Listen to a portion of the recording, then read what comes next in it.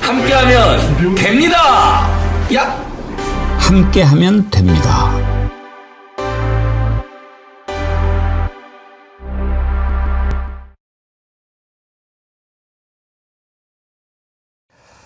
여러분 안녕하십니까? 백원기입니다. 이제 꼭 24시간 남았습니다. 참 어렵게 왔습니다. 윤석열 내란 이후 지금까지 전개되는 상황을 보면서 여러 가지 생각이 들었습니다. 대한민국 대통령은 어떤 자리인가? 어떤 사람이 돼야 하는가? 대통령이 국민을 바라보지 않고 사익만을 추구할 때 국민들은 어떻게 해야 하는가? 대통령을 배출한 집권 여당이 국민의 뜻을 철저히 배신할 때 선거 말고 다른 방법은 없는 건가? 검찰과 경찰, 권력기관이 국민을 생각하고 오로지 법에 의해서 권력을 행사할 수 있는 방법은 없을까?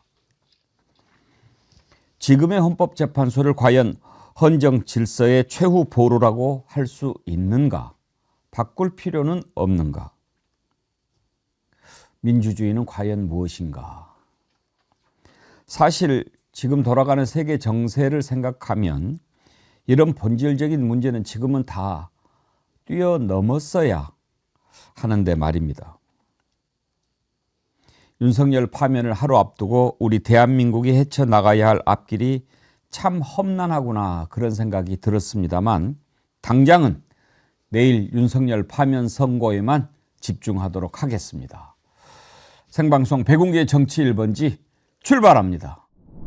네, 우리 신유진 변호사님께서 투다리와 정어리모리 합작한 오리지널 김치우동 소개 한번 해주시겠습니까? 네, 여러분들 진짜 속이 팍 뚫리는 김치우동 너무 많이 기다리셨을 것 같은데요. 이게 투다리 전국 매장에서 가장 잘 팔리는 베스트셀러입니다. 1등 상품입니다. 1등 상품인데요.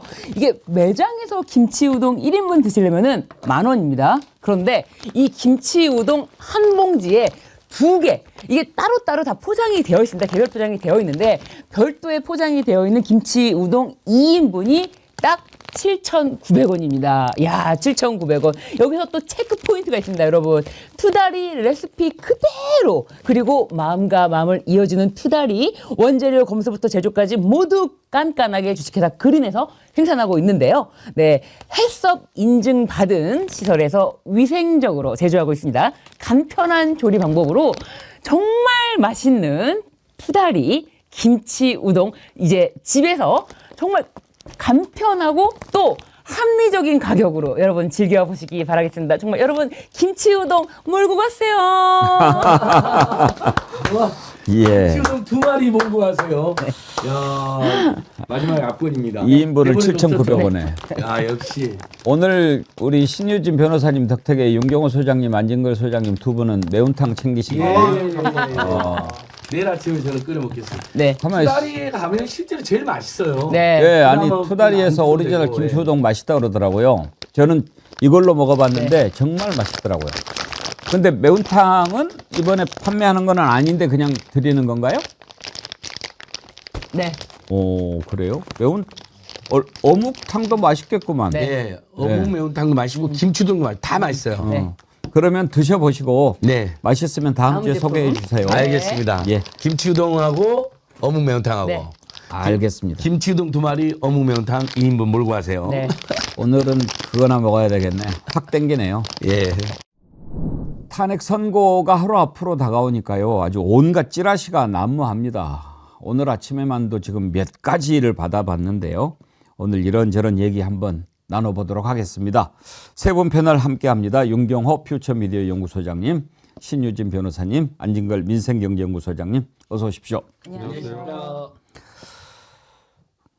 오늘 아침에 제가 받은 버전만 해도 4가지 찌라시인데 윤경호 소장님도 보셨죠? 예, 난무하는 찌라시. 일단 보니까 지금 이제 다들 자기들 지지층 보라고 만든 것 같기는 해요. 근데 가장 이제 유력한 게 8대 0으로 가는데 어떻게 해서 8대 0이 됐는가 이런 내용이 담긴 찌라시가 있고 또 하나는 뭐 5대 3으로 기각이다. 4대 4로 각하다. 얘기도 하나 있죠. 6대2도 있던가요? 네. 심지어 오늘 오찬 후에 윤석열이 자진하야 할 것이다. 이런 내용까지 있더라고요. 그러니까 극단적으로 4대4도 있잖아요. 이제 아까 8대0의 반대편 끝에는 4대4도 있는데 저는 이런 난무하는 찌라시를 넘어서 어떻게 보면 이 헌재 재판관 8분 그리고 헌법 연구관 70여 명 있잖아요. 어떻게 보면 완벽하게 보안이 지켜진 거다. 그게 일단은 치하할 만한 일이라고 저는 봅니다. 그러니까 조금이라도 요즘 같은 세상에 재판관 중에 한 사람이라도 얘기를 흘렸다면 그 얘기는 아마 일파만파 퍼졌을 거예요. 근데 그게 지금 24시간 남아있는 이 시점까지도 흘러나오지 않았다고 저는 믿고 있습니다. 혹시 안영걸 소장님 지금 이렇게 놔두는 찌라시 말고 또 뭐 특별히 좀 주목할 만한 거 있었습니까? 뭐 앵커님이랑 저희 받는 게 뭐 비슷하죠. 근데 헌재 직원들 분위기는 저희들이 이제 전환해보죠. 헌재 직원들이 숫자가 뭐 수백 명이니까. 연구관? 아니, 연구관 포함하여 예. 뭐 헌재에서 일반 사무를 처리하는 직원들, 공보 관련 직원들까지 하면 다 합치면 수백 명이 넘잖아요. 예. 그리고 이제 재판관님들한테 배속돼 있는 비서관이 3분이 있고요. 그분들이 눈치를 좀 알지 않겠습니까? 근데 윤경호 선생님 말씀처럼 정말 완벽 보안이 지켜진 건 사실이다. 전혀 모른대요.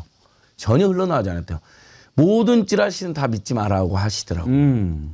다만 직원들은 이게 기각이 말이 되냐. 이건 뭐 전 세계 전 국민이 지켜봤는데 나와서 윤석열이 모두 다 자백을 했는데 당연히 인용 아니겠냐라는 분위기라는 것만 전해 들었습니다. 예. 왜냐하면 재판관들하고 같이 생활하는 직원들의 분위기가 그렇다. 예.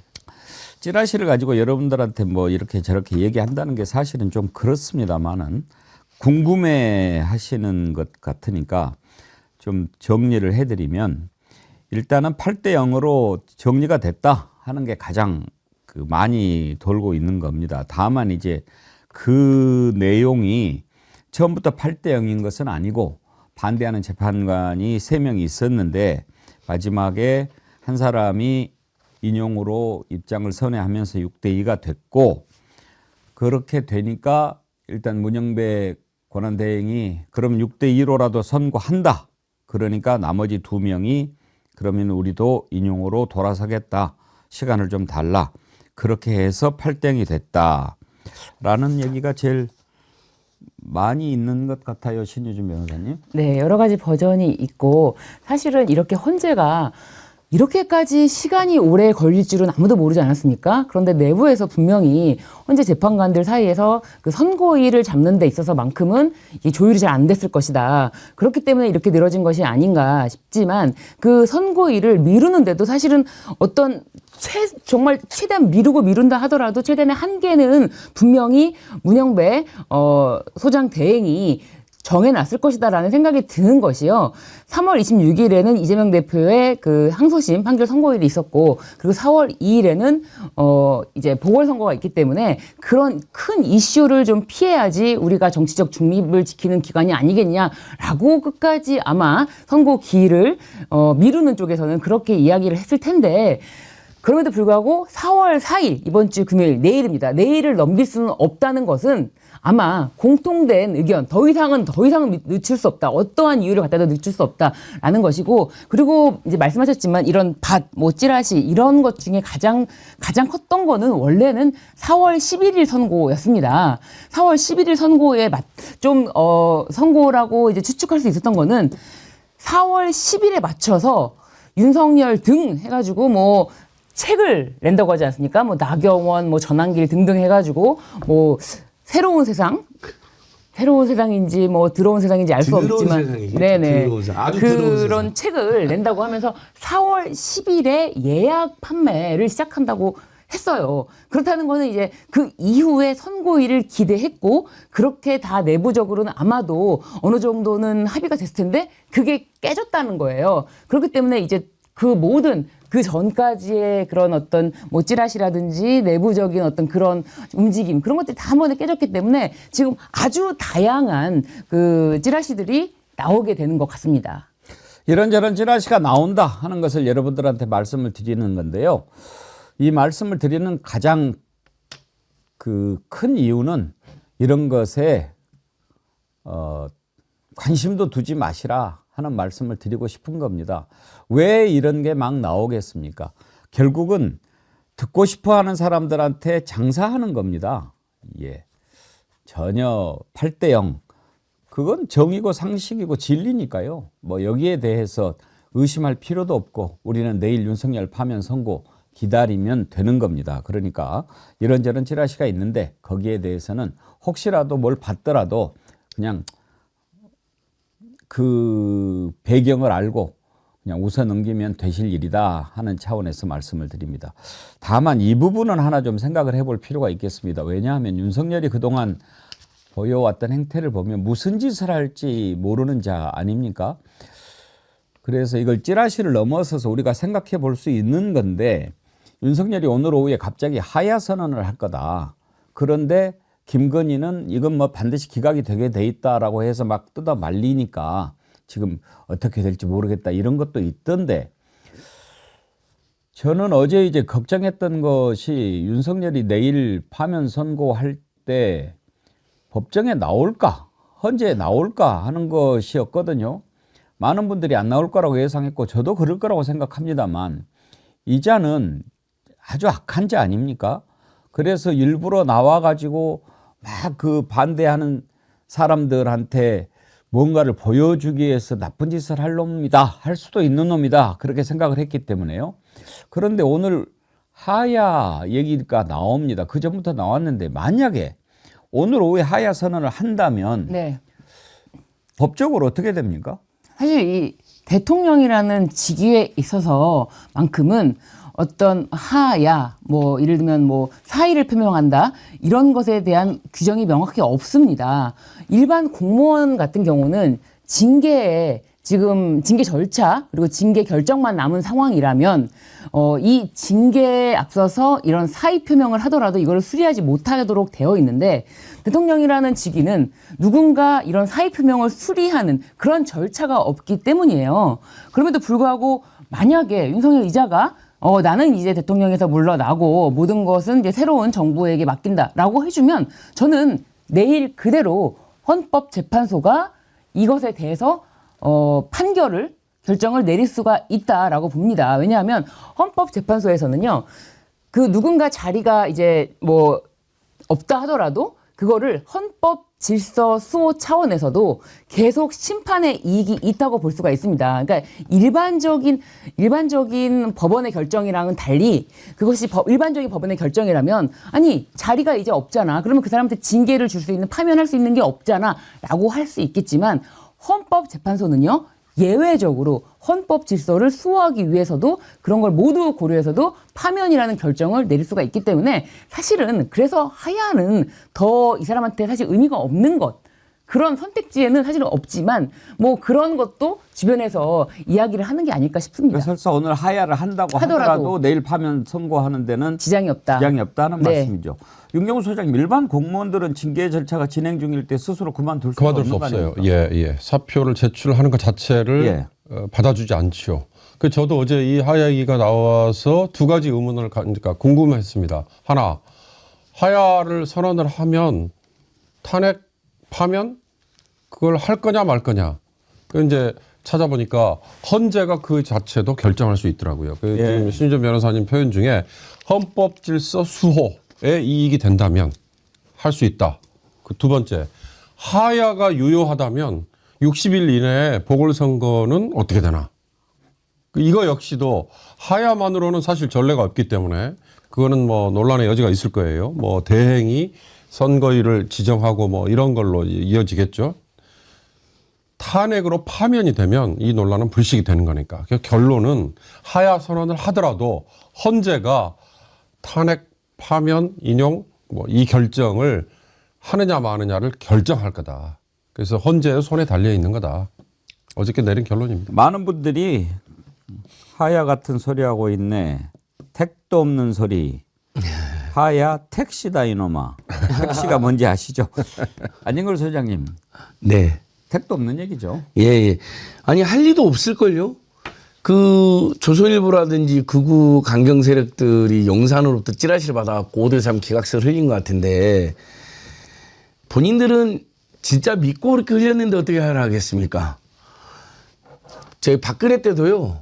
5대3으로 기각된다는 거 엄청 돌았습니다. 그래갖고 당일날까지 제가 마음 졸였는데 본인들이 기각된다는 확신을 가지고 돌렸는데 각 하나 하야할 리가 없죠. 그리고 하야란 말도 이참에 우리가 바꿨으면 사실 중도퇴진이잖아요. 중도퇴진. 네. 하야는 뭐 굉장히 봉건왕자가 들로 내려온다는 듯한 느낌인데 그래서 하야란 말도 이참에 바꿨으면 할 리가 없다. 그리고 해도 중도퇴진 선언해도 헌재가 얼마나 심각하게 논의를 했습니까?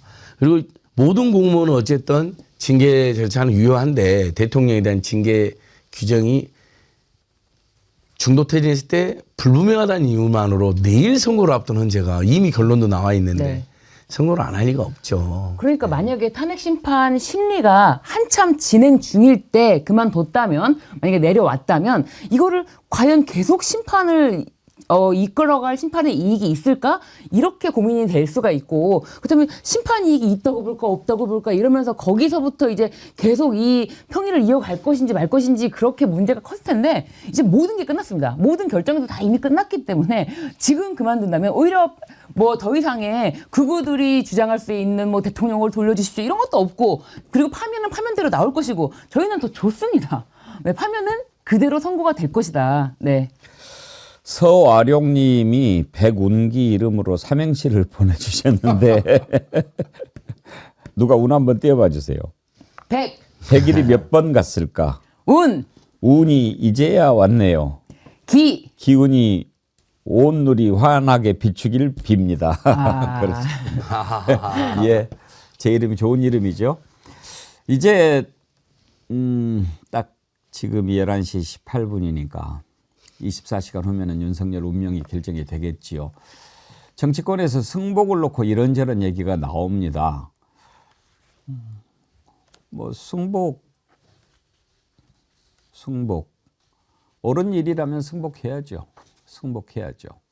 그리고 승복이라고 하는 것은 그런 거 아닙니까? 어떤 그 정말 합리적이고 정당한 절차에 의해서 이렇게 진행되어 왔던 일들이 결론이 났을 때, 그리고 또 어떤 일을 두고 서로 다툼이 있을 때, 그리고 그 진실을 아무도 잘 모를 때 이렇게 하자라고 권위가 있는 곳에서 결정을 하면 거기에 따르기로 하자라는 그 약속에 따라서 이루어지는 것이 승복이지요. 그러면 그 승복은 누가 해야 됩니까? 잘못을 저지른 사람이 해야 되는 거 아닙니까? 그런데도 승복하라 승복하라 그렇게 이야기를 지금 합니다. 어디에서? 국민의힘이. 그런데 이제 국민의힘이 그때 승복 얘기를 꺼낼 때만 해도 5대3으로 교착 상태에 빠졌다라는 얘기가 막 나돌 때였거든요.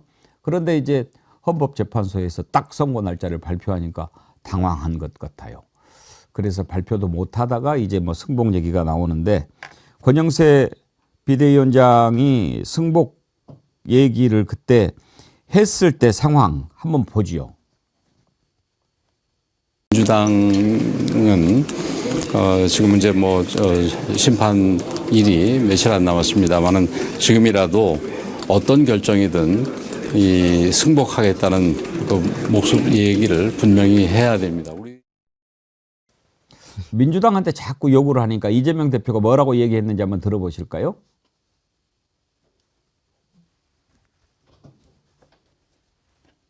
승복은 윤석열이 하는 겁니다. 안진걸 소장님, 저게 정답이죠? 아, 그럼요. 예를 들면 저기 일반 공무원이 많은 잘못 저질러갖고 다수 공무원들과 시민들이 이제 징계를 해달라 그랬는데 징계 추진한 사람들도 있었고, 근데 우여곡절로 뭐 어쨌든 뭐 법률적 하자가 일부 있어갖고 징계가 이제 잘 안 됐다. 그랬더니 야, 지금까지 징계 추진한 사람들 다 승복이라고 막 떼드는 건 아닙니까? 본인이 잘못을 했어도. 승복은 제일 먼저 해야 될 건 윤석열 극렬 지지자들이죠. 단 한 번도 지금까지 승복 메시지를 내지 않았잖아요. 오히려 헌재를 부시겠다, 가루로 만들겠다고 지금도 떨고 다닙니다. 어제 재보궐선거로도 참패해놓고도 참패가 아니라고 또 오늘 아침에 국민의힘 신동국이더라고요. 황교안이는 또 부정선거를 합니다. 현재 8대0 나오면 무슨 또 저는 황교안은 그럴 것 같아요. 8대0 용지를 다수결을 했는데 용지를 뭐 바꿔치겠다라는 주장도 하지 않을까. 이제 의견이 안 맞으니까 표결했더니 원래 한 5대3 기각이었는데 중간에 헌재 사무처장 같은 심판가 들어와서 8대0으로 갈아치웠다. 이렇게 이제 이런 농담까지 해보게 됩니다. 제가 한 말씀 드리자면 이 승복의 사전적 의미, 중요한 사전적 의미가 있습니다. 네. 죄를 스스로 고백함. 그럼 누가 고백합니까? 피해자가 죄를 고백합니까? 죄를 스스로 고백하는 것은 죄를 지은 사람이 하는 것이다. 이 승복이라는 말의 의미에 그렇죠. 이게 있습니다. 죄 지은 자가 죄를 고백함, 납득하여 따름 이런 뜻이 있는데 어떻게 피해자인 국민에게 죄를 고백하라는 겁니까? 피해자가 죄졌습니까? 죄를 고백하라는 뜻 자체를 모르고 하는 말입니다. 이것은. 국민의힘 쪽에서 승복 운운하는 얘기에는 좀 복선이 깔려 있다고 저는 해석을 해요. 무슨 얘기냐? 내일 인용 처분이 나지 않고 엉뚱한 결과가 났을 때 과연 국민이 이걸 받아들이겠느냐? 그 떠나서 그들을 뭐 입장을 같이 하고 있는 민주당이 분명히 이건 못 받아들이겠다라고 얘기할 거다. 이걸 지금 복선에 깔고 하는 거라고 저는 보는데요. 모르겠습니다. 국민의힘이 우선 첫째 그런 말을 할 자격이 있느냐. 지난번 서부지원 난동 극악무도한 무리들이 쳐들어가서 법원을 난장판을 만들었을 때 그 다음에 그들을 오히려 감쌌던 세력이 국민의힘이잖아요. 그들이 과연 그런 말을 할 자격이 있느냐. 이거 하나.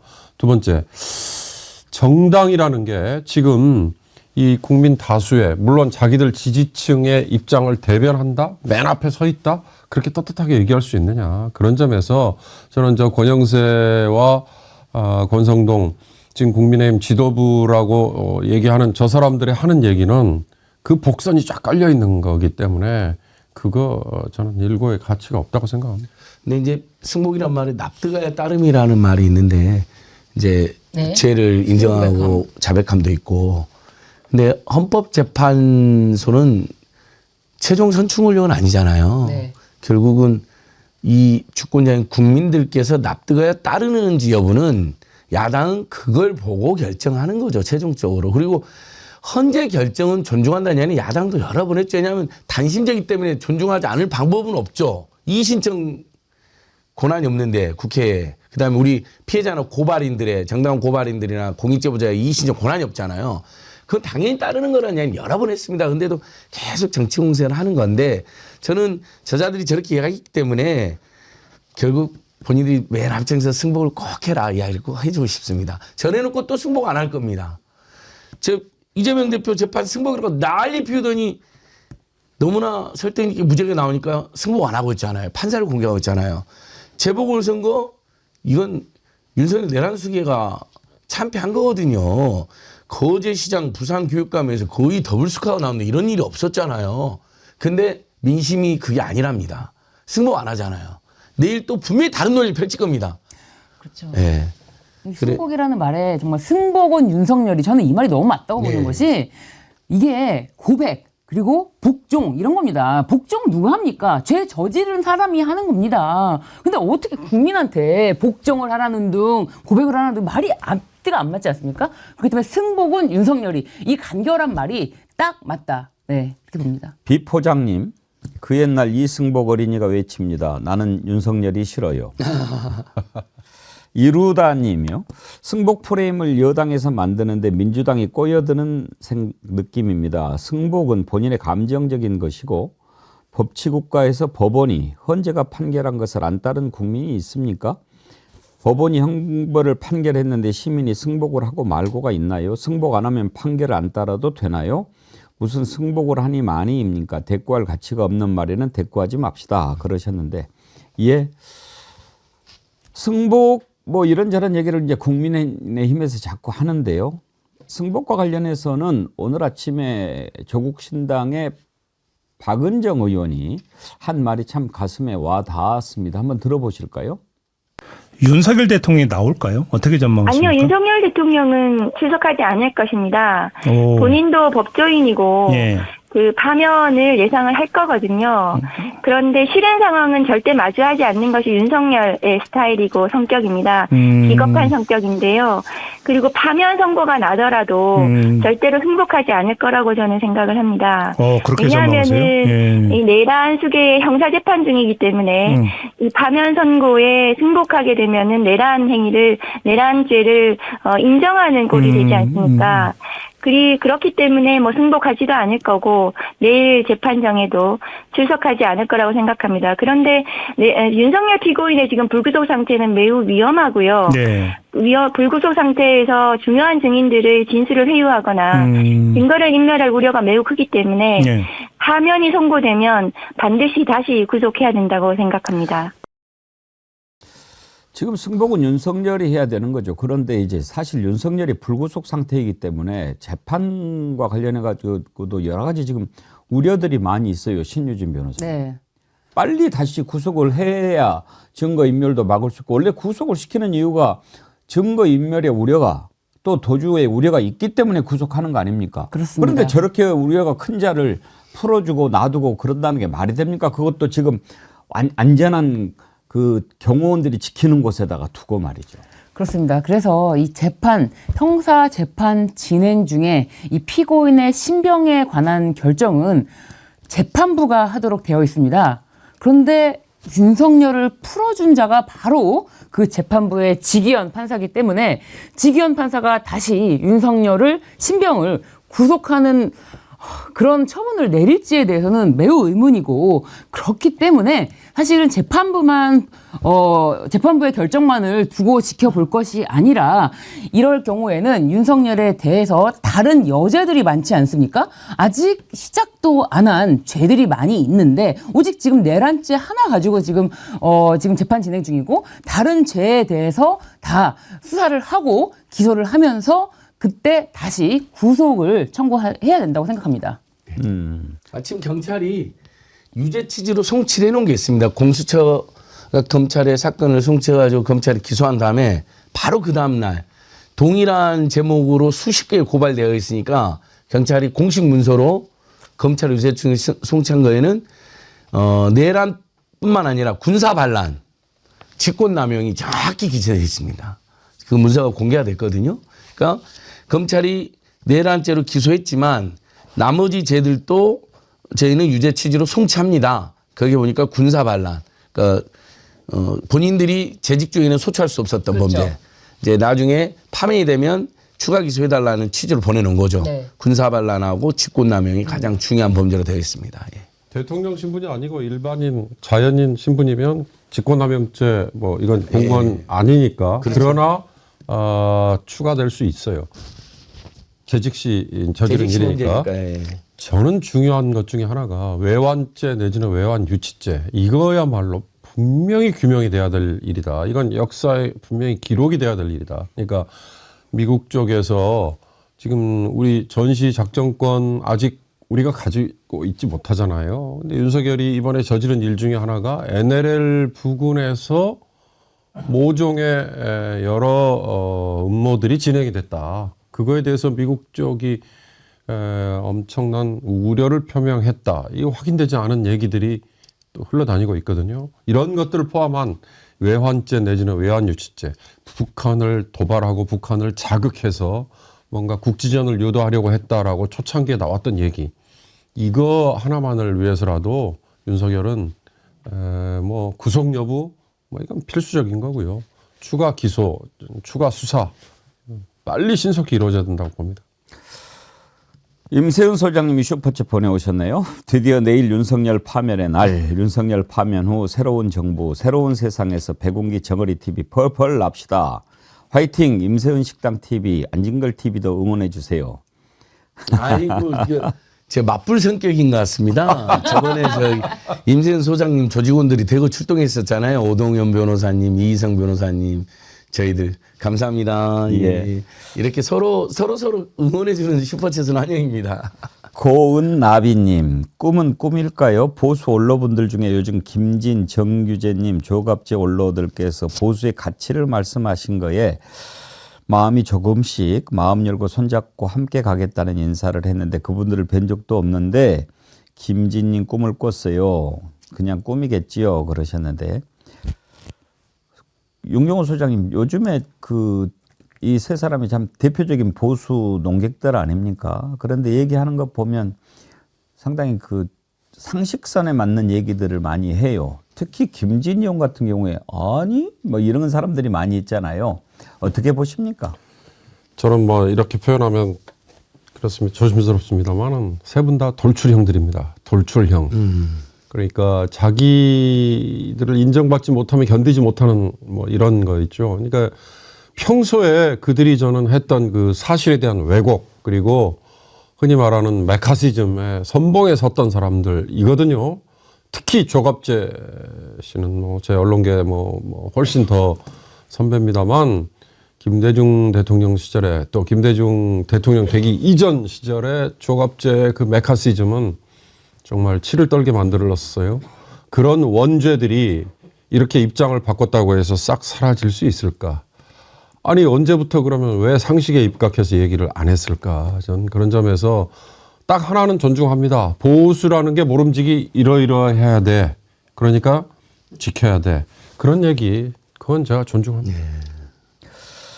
오늘 삼행시 축제를 한번 할 걸 그랬나 봐요. 많이들 보내주시는데 사랑빵님도 백운기 이름으로 삼행시 보내주셨는데 다시 한번 좀 띄워봐 주세요. 100년처럼 하염없이 흘러간 시간들. 운명이 다했는가 파면의 시간이 다가오네.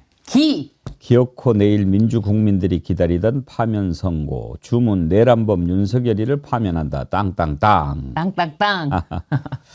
SU 수우님은 정어리로 삼행시를 보내주셨어요. 정말 기다리고 기다렸습니다. 어둠이 거치기를. 이제부터 우리 국민들의 새로운 시작입니다. 와. 대한민국 파이팅 하셨는데 감사합니다. 이렇게 또 좋은 삼행시 보내주셔서 감사드리고요. 서와룡님 아까 소개해드렸는데 어떻게 볼펜 받는 줄 몰라서 주소를 보내주셨는데 여기다 보내지 마시고요. 한 번만 띄워봐 주세요. 이메일 쓰시죠? 예. 여기 주소가 지금 뜨지요? anchorback@gmail.com. 제가 어제 오늘 그전부터 많이 이렇게 볼펜 드리고 있는데 이쪽으로 지금 보내주신 내용을 보내주시면 됩니다. 그러면 저희가 그 주소로 볼펜을 보내드리도록 하겠습니다. 아시겠지요? 서와룡님. 예. 자, 이런저런 얘기들을 하지만 윤석열이 파면되는 것은 다른 것을 생각해 볼 수가 없지요. 그가 저지른 짓들이 헌법과 법률을 중대하게 위반한 게 너무나도 분명하니까. 그런데요, 이제 감정적으로는요, 파면뿐만 아니라 정말 혼을 내주고 싶어요. 그런 짓을 해놓고도 국민들 앞에 죄송하다는 말 한마디 하지 않고 계속 거짓말을 해야 되지 않았습니까? 저는 지금까지 살면서 저렇게 거짓말을 태연하게 하는 사람을 처음 봅니다. 참 악한 자구나 그런 생각을 하면서 정말 직업적인 사기꾼이 아닌 사람이 어떻게 저렇게 태연하게 거짓말을 뻔뻔하게 할 수 있을까 참 궁금했어요. 타고난 성정이 저렇게 악한 것인가? 아니면 검사를 오래 하면서 사람이 저렇게 나빠졌을까? 그랬는데 우리가 대체로 어떤 거짓말을 할 때는 여러 가지 좀 티가 나지 않습니까? 예를 들면 좀 귀가 빨개진다든지 말을 더듬는다든지 손으로 코를 만진다든지 뭐 이런 게 있거든요. 그렇지 않고 저렇게 거짓말을 할 수 있는 사람은 정말 대단한 배우거나 아니면은 정신질환자죠. 왜냐하면 사실인 것처럼 본인이 믿어버리고 이야기를 하는 거니까요. 그러면 윤석열은 도대체 어느 쪽일까요? 그렇게 티가 하나도 나지 않고 태연하게 거짓말을 하는 사람을 제가 지금까지 본 적이 없어요. 헌법재판소에서도 우리가 보지 않았습니까? 그런 적 없습니까? 없습니다. 그리고 그렇게 수많은 증거들이 쏟아지고 많은 증인들이 나와서 얘기를 하는데도 아니라고 부인을 하고, 그것만 보면은 정말인가? 우리가 헷갈릴 정도예요. 그 수많은 사람들의 증언이 다 거짓인가? 심지어 무슨 말까지 지어내잖아요. 호수에 달 그림자니 달빛을 걷어내는 거라느니 이따위 얘기를 하지 않나요? 그리고 모든 국민들이, 그리고 전 세계의 사람들이 그 상황을 생생하게 지켜봤는데 마치 그런 일이 없었던 것처럼 그렇게 이야기하지요. 제가 여러분께 여러 번 말씀드렸죠. 윤석열 거짓말하는 것은 패턴이 있다.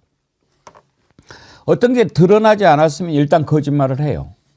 그리고 거짓말이 드러나면 말을 바꿔요. 이런 식으로 계속 거짓말을 합니다. 그러니까 드러나지 않으면 그냥 그걸로 그냥 가는 거죠. 검사들이 그렇게 합니까? 검사들은 자신이 어떤 잘못을 저지른다고 하더라도 이것이 결코 세상에 드러나지 않을 것이라는 거의 확신을 갖고 사는 사람들이고, 그렇기 때문에 자신이 뭔가를 실수했다고 하더라도 이것이 드러나지 않기를 생각하기 때문에 거짓말이라는 아딱 개념이 없다라고 저는 생각하고요. 윤석열이라는 자의 또 특수한 사정이 저는 또 있다고 보는데, 어렸을 때 대학생 때도 심지어 아버지에게 어쨌든 보호모스로 맞았다는 이야기가 있는데, 공부를 못해서 이런 일이 아버지에게 이렇게 체벌을 당하진 않았을 거 아니에요. 그러면은 그 태도가 문제 아니겠습니까? 아버지가 느끼기에도 이 태도는 굉장히 문제가 된다라는 싶었던 태도를 저는 태생적으로 갖고 있었던 기질이 만났고, 자신이 검사 생활하면서 그 기질이 아주 잘 만났던 것 같습니다.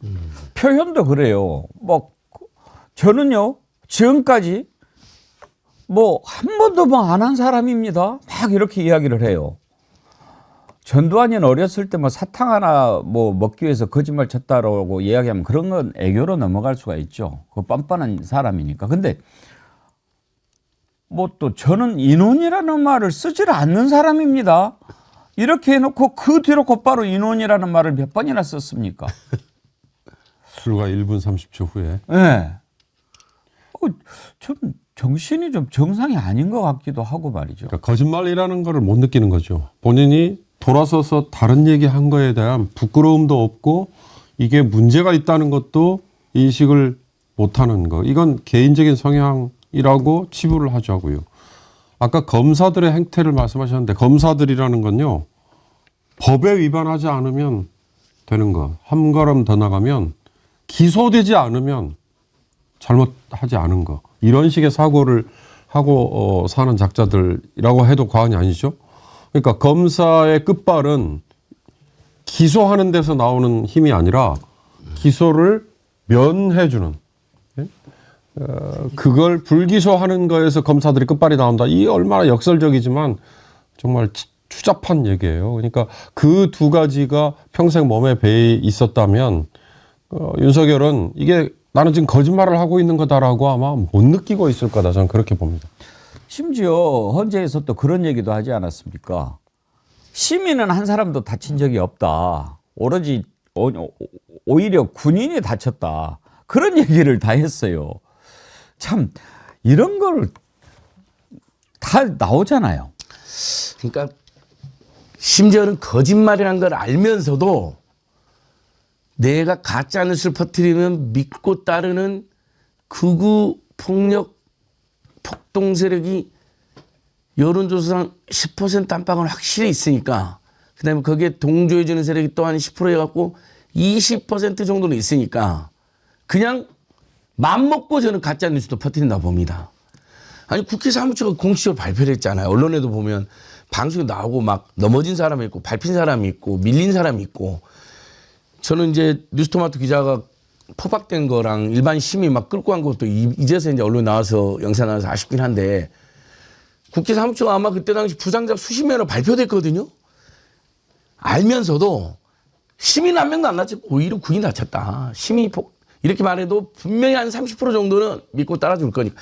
아니 내가 바이든이라는 걸 날리면이 나오니까 30%가 지지한다고 나왔는데 그때부터 아마 야 씨발 내가 거짓말해도 무조건 따라줄 거야. 이런 마인드도 있는. 내가 거짓말 하는 것조차 모르는 사이코패스의 마인드와 함께요. 내가 거짓말하고 가짜는 퍼뜨려도 밀어주는 사람이 30% 되니까 밀어붙이자라는 악마의 마인드가 동시에 있는 사람입니다. 그 방금 말씀하신 토마토 네. 기자 군인들이 제압하는 장면이 나왔던데 그거 한번 잠깐 볼까요? 막 사다리를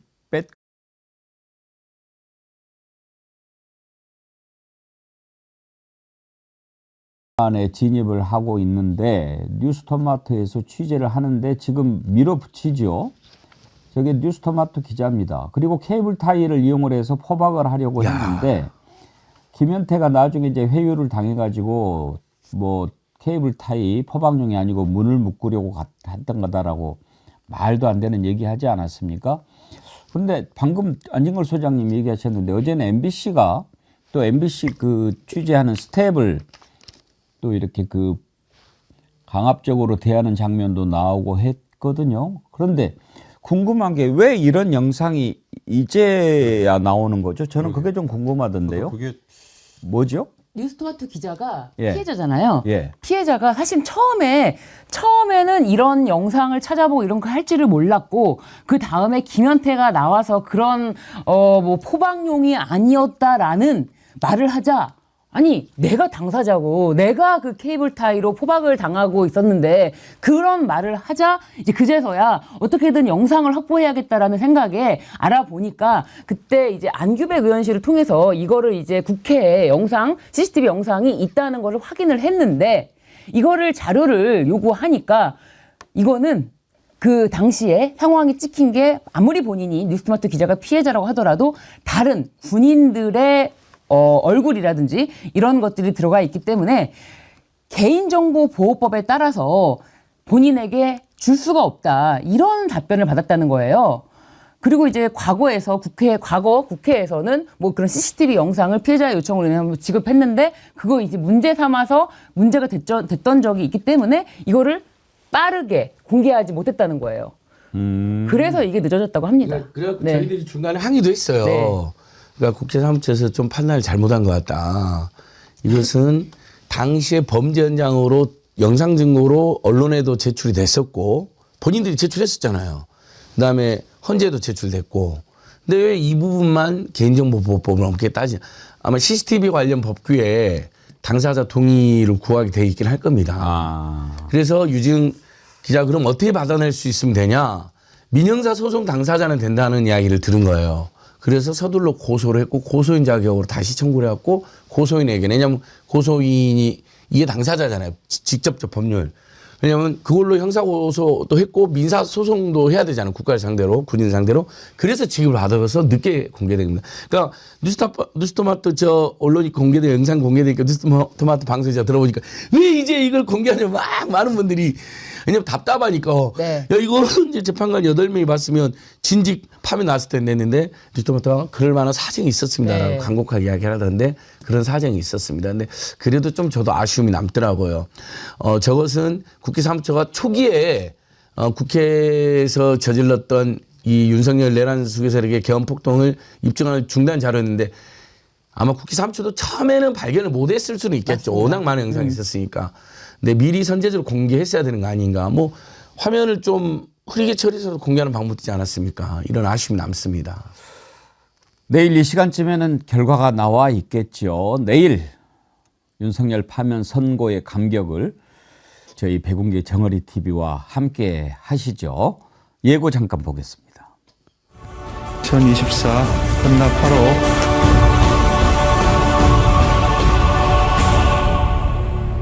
주문 비천무임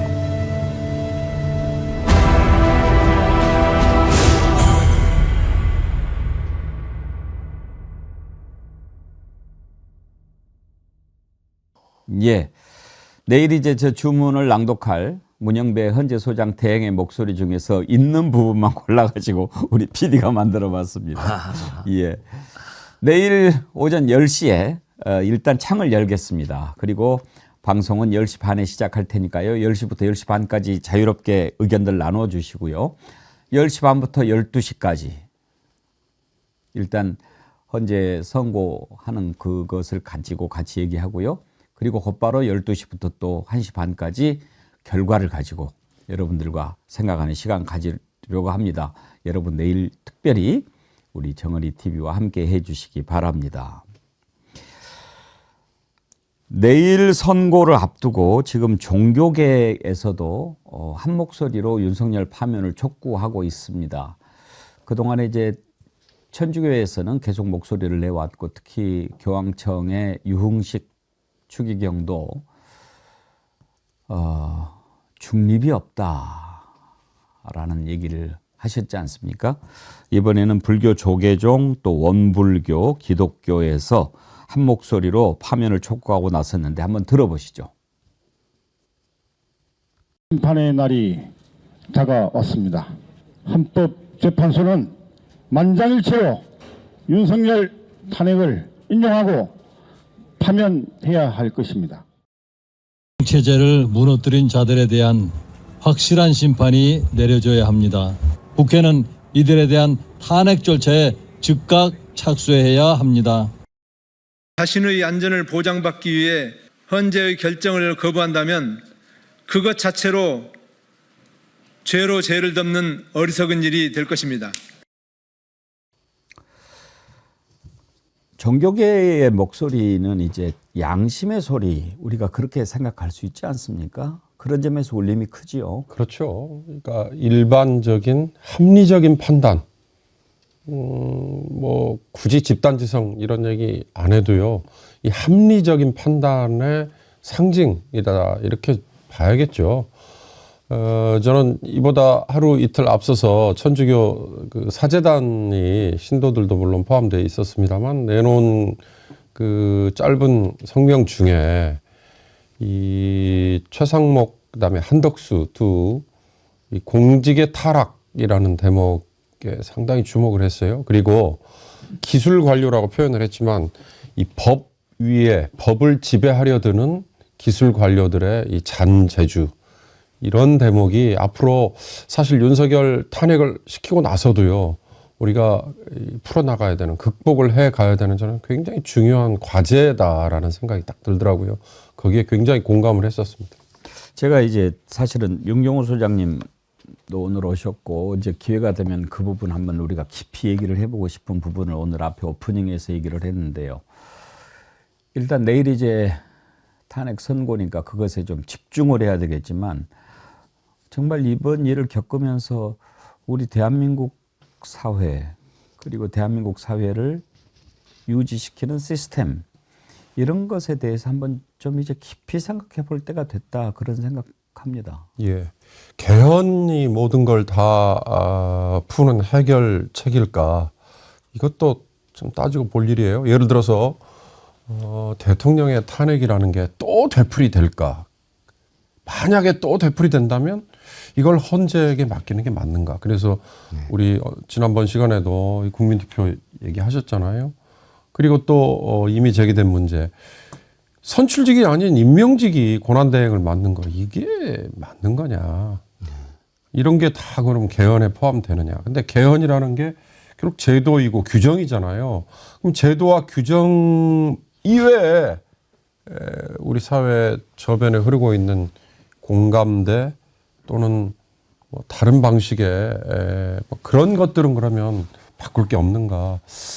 우리가 선진국이라고 스스로 다 자임하고 살았다 그랬는데요. 윤석열이라는 작자의 계엄령 한 방에 우리 후진국 나락으로 떨어져 버렸잖아요. 그 이후에 우리가 정말 껍데기였구나. 내부에서는 안에서는 썩어 문드러져 있는 게 너무나 많았구나. 이걸 아마 느꼈을 겁니다.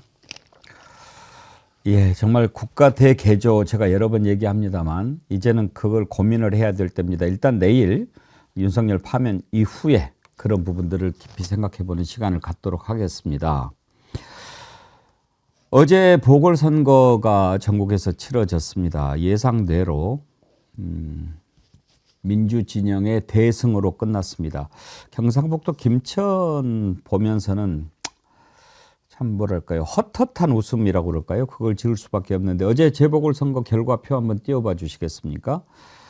투표율이 상당히 낮았습니다. 전체 재보선 최종 투표율이 26.55%인데요. 2017년 이후 치러진 재보궐선거 가운데 투표율이 가장 낮습니다. 아무래도 이번에 영남 지역 산불도 있었고요. 또 윤석열 탄핵 이렇게 큰 이슈가 있기 때문에 재보궐선거에 쏟아진 관심이 좀 줄었겠죠. 그렇지만 또 제가 많이들 참여해 주셔야 된다고 말씀을 드렸는데 그래도 막판에 많이들 투표를 하셨고 결과를 보면 경북 김천만 빼고는 모두 국민의힘이 패했습니다. 이게 그 전에는 국민의힘이 자치단체장으로 있던 곳들입니다. 그게 다 자빠진 거죠, 안진걸 소장님? 맞습니다. 구로도 국민의힘이었고요. 예. 아산도 국민의힘이었고 담양은 이제 민주당이 날라왔는데 이제 조국혁신당이 된 거고요. 김천은 국민의힘이 다시 된 거고 거제가 가장 큰 의미가 있죠. 거제 국민의힘이었는데 제가 아까 더블스코어라 했는데 더블스코어는 아니고 이제 처음에는 거의 더블스코어를 앞서가고 있었는데 그래도 56대 38이면 거의 20% 차이는 이건 거의 뭐 영남에서는 기적적인 수치가 나왔다. 어마어마한 승리다. 거기다 부산교육감도 보수가 날아가고 김석준 정통 진보 진영 후보가 51대 40, 11% 이상으로 이겼으니까 이건 윤석열 내란 수계세나 국민의힘 관련 세력의 참패인데 참패는 인정을 안 하더라고요. 이제 이게 지금 국민의힘이 가장 지금 최악의 상황에 놓였다. 어떠한 국민 여론이나 객관적 평가도 믿지 않는다. 또 부정선거로 지금 한교안이는 또 부정선거로 주장하고 돌아다니는 벌써 나왔습니다. 부정선거라고. 그러니까 텃밭이라고 하는 곳 이제 경북이야 뭐 그냥 지나치고 경남 거제라든지 부산이라든지 이런 곳은 현재 국민의힘에서 자치단체장도 맡고 있고 그랬던 곳 아닙니까? 그랬는데도 압도적으로 이렇게 결과가 나왔다고 하는 것은 어떻게 보면 지금의 민심을 반영하는 것 아니겠습니까? 그렇죠. 그러니까 거제 하면 딱 떠오르는 게 지난번에 총선 때 낙동강 벨트 운운했던 지역인데 거기는 막판에 뭐 여러 가지 이유가 작용했지만 뒤집어졌다. 민주당 입장에서 보면 그렇게 분석했었잖아요. 근데 이번에 거제의 경우는 지금 앵커 딱 말씀처럼 지금의 민심의 기류가 그대로 저는 투영이 된 거다. 그런 생각이 딱 들고요. 그 지자체장 선거와 교육감 선거를 또 같은 반열에 놓고 보지 않는 분들도 있더라고요. 교육감 선거에 대해서는 약간 좀 잣대로 달리한다 이러시는데 그렇지만 같은 날 치러지는 선거라는 점에서 지금 아마 경남, 경북 흔히 말하는 국민의힘의 우위 지역이라고 하는 곳에서도 민심의 이반이 얼마나 심각한지 그걸 보여준 거다. 저는 그렇게 정리합니다. 신유진 변호사님은 재보궐선거 결과 보고 어떤 생각 드셨나요? 사실은 저는 이제 김천도 그래도 어떨까 궁금했는데 이제 그렇구나. 여기는 정말 어떻게 보면은 굉장히 우리만이라도 지켜야 한다는 그런 심리가 더 크게 작용한 것일까 하는 의문이 좀 들었습니다. 그리고 또 이제 뭐 부산교육감 굉장히 중요하게 생각했던 부산교육감에서 김석준 후보가 이제 교육감으로 당선이 되는 거 보면서 대선이 기다려진다. 60일 후에 있을 대선이 기다려진다. 네. 그런 마음으로 좀 두근거리고 그랬습니다. 그러니까 부산은 유일한 광역 선거였거든요. 네. 그래서 굉장히 의미가 깊고요. 그다음에 그 정승윤이 윤석열 정권에서 국민권익위 부위원장을 했고 정의, 승리, 윤과 함께라는 황당한 캐치프레이즈를 내걸었거든요. 그래요? 정승윤 삼행시로. 그러니까 윤과 함께 친다라는 게 입증이 된 겁니다. 자기 죽는 주문을 외웠군요. 그리고 소년보와 전환길과 원희룡을 내세워 선거운동을 했습니다. 그래서 선관위 교회에서도 불법 선거운동에서 선관위가 고발까지 했거든요. 중대한 범죄로 보고. 그러니까 극우 세력이 이렇게 텃밭에서까지 극우 세력이 바로로 하는데 부산 시민도 달갑지 않았던 거죠. 그것도 교육 현장까지 전환길이나 온인을 끌어들이는 것에 대해서 달갑지 않았던 것입니다. 그리고 거기에 대한 심판이 있었다고 보고요. 그다음에 이제 양산은 이제 단체전 아닌데 양산에서 이제 시의원 선거에서도 민주당이 승리를 했거든요. 그러니까 경남 양산이지 않습니까? 그것도 의미가 있고 충남 당지는 보니까 국민의힘이 승리했는데 진보당 후보가 표를 상당히 얻어가지고 표가 갈려서 민주당 후보가 떨어졌더라고. 그래서 소수 정당이라 하더라도 다음 지방선거 대선 때는 제1야당이 소수 야당들하고 선거연합을 잘하는 게 좋겠다라는 또 교훈도 남겼습니다. 교육감은 정당 추천 안 하잖아요. 예, 비정당 선거지만 그래도 진보 보수 이렇게 나뉘는데 보수 진영 후보가 둘이 나와서 표가 분산돼서 졌다 이러지만 합쳐보면 오히려 진보 진영에서 얻은 표 51%보다도 못 미치는 맞습니다. 그것도 의미가 있는 겁니다. 부산이대희님께서요. 이번에 부산 교육감 선거는 응징 성격이었습니다. 매를 들고 때릴 데가 없었습니다. 그런데 딱 그럴 거예요. 네. 더군다나 정승윤 후보 같은 경우에 어떻게 또 그런 자를 후보로 내는지 말이죠. 그러니까 국민의힘이랑 이 유사한 이 보수계가 완전히 망가져버린 겁니다. 교육에도 정치검찰을 김건희 디올백을 무혐의를 주도해서 그 밑에 산하국장이 결국 억울하게 숨지는 것에 계기가 됐다는 평가를 받는 사람을 내세웠는데 그럼 교육계에서 어떤 일을 발생하겠습니까? 이제 교장 사모님이나 교장 남편 배우자한테 그냥 300만 원짜리 그냥 디올백 줘도 문제가 없다라고 해석해버린 사람이니까 그런 사람을 공천됐다는 자체가 지금 이 범보수 진영이 굉장히 망가진 거죠. 극우한테 이제 잠식당하고 있다. 그래서 그런 사람들을 몰아내는 운동을 범보수 진영이 해야 된다. 이런 공고도 해보고 싶습니다. 아름다움님, 지금 중환자실에 입원해 계신 우리 장모님 내일 윤석열 탄핵 소식 들으시고 벌떡 일어나기를 빌어봅니다. 그랬는데 예, 저도 함께 바라보겠습니다. 내일 윤석열 파면하는데 제가 오늘 제목을 어떻게 잡을까 했는데 도주로를 차단하라 그랬거든요.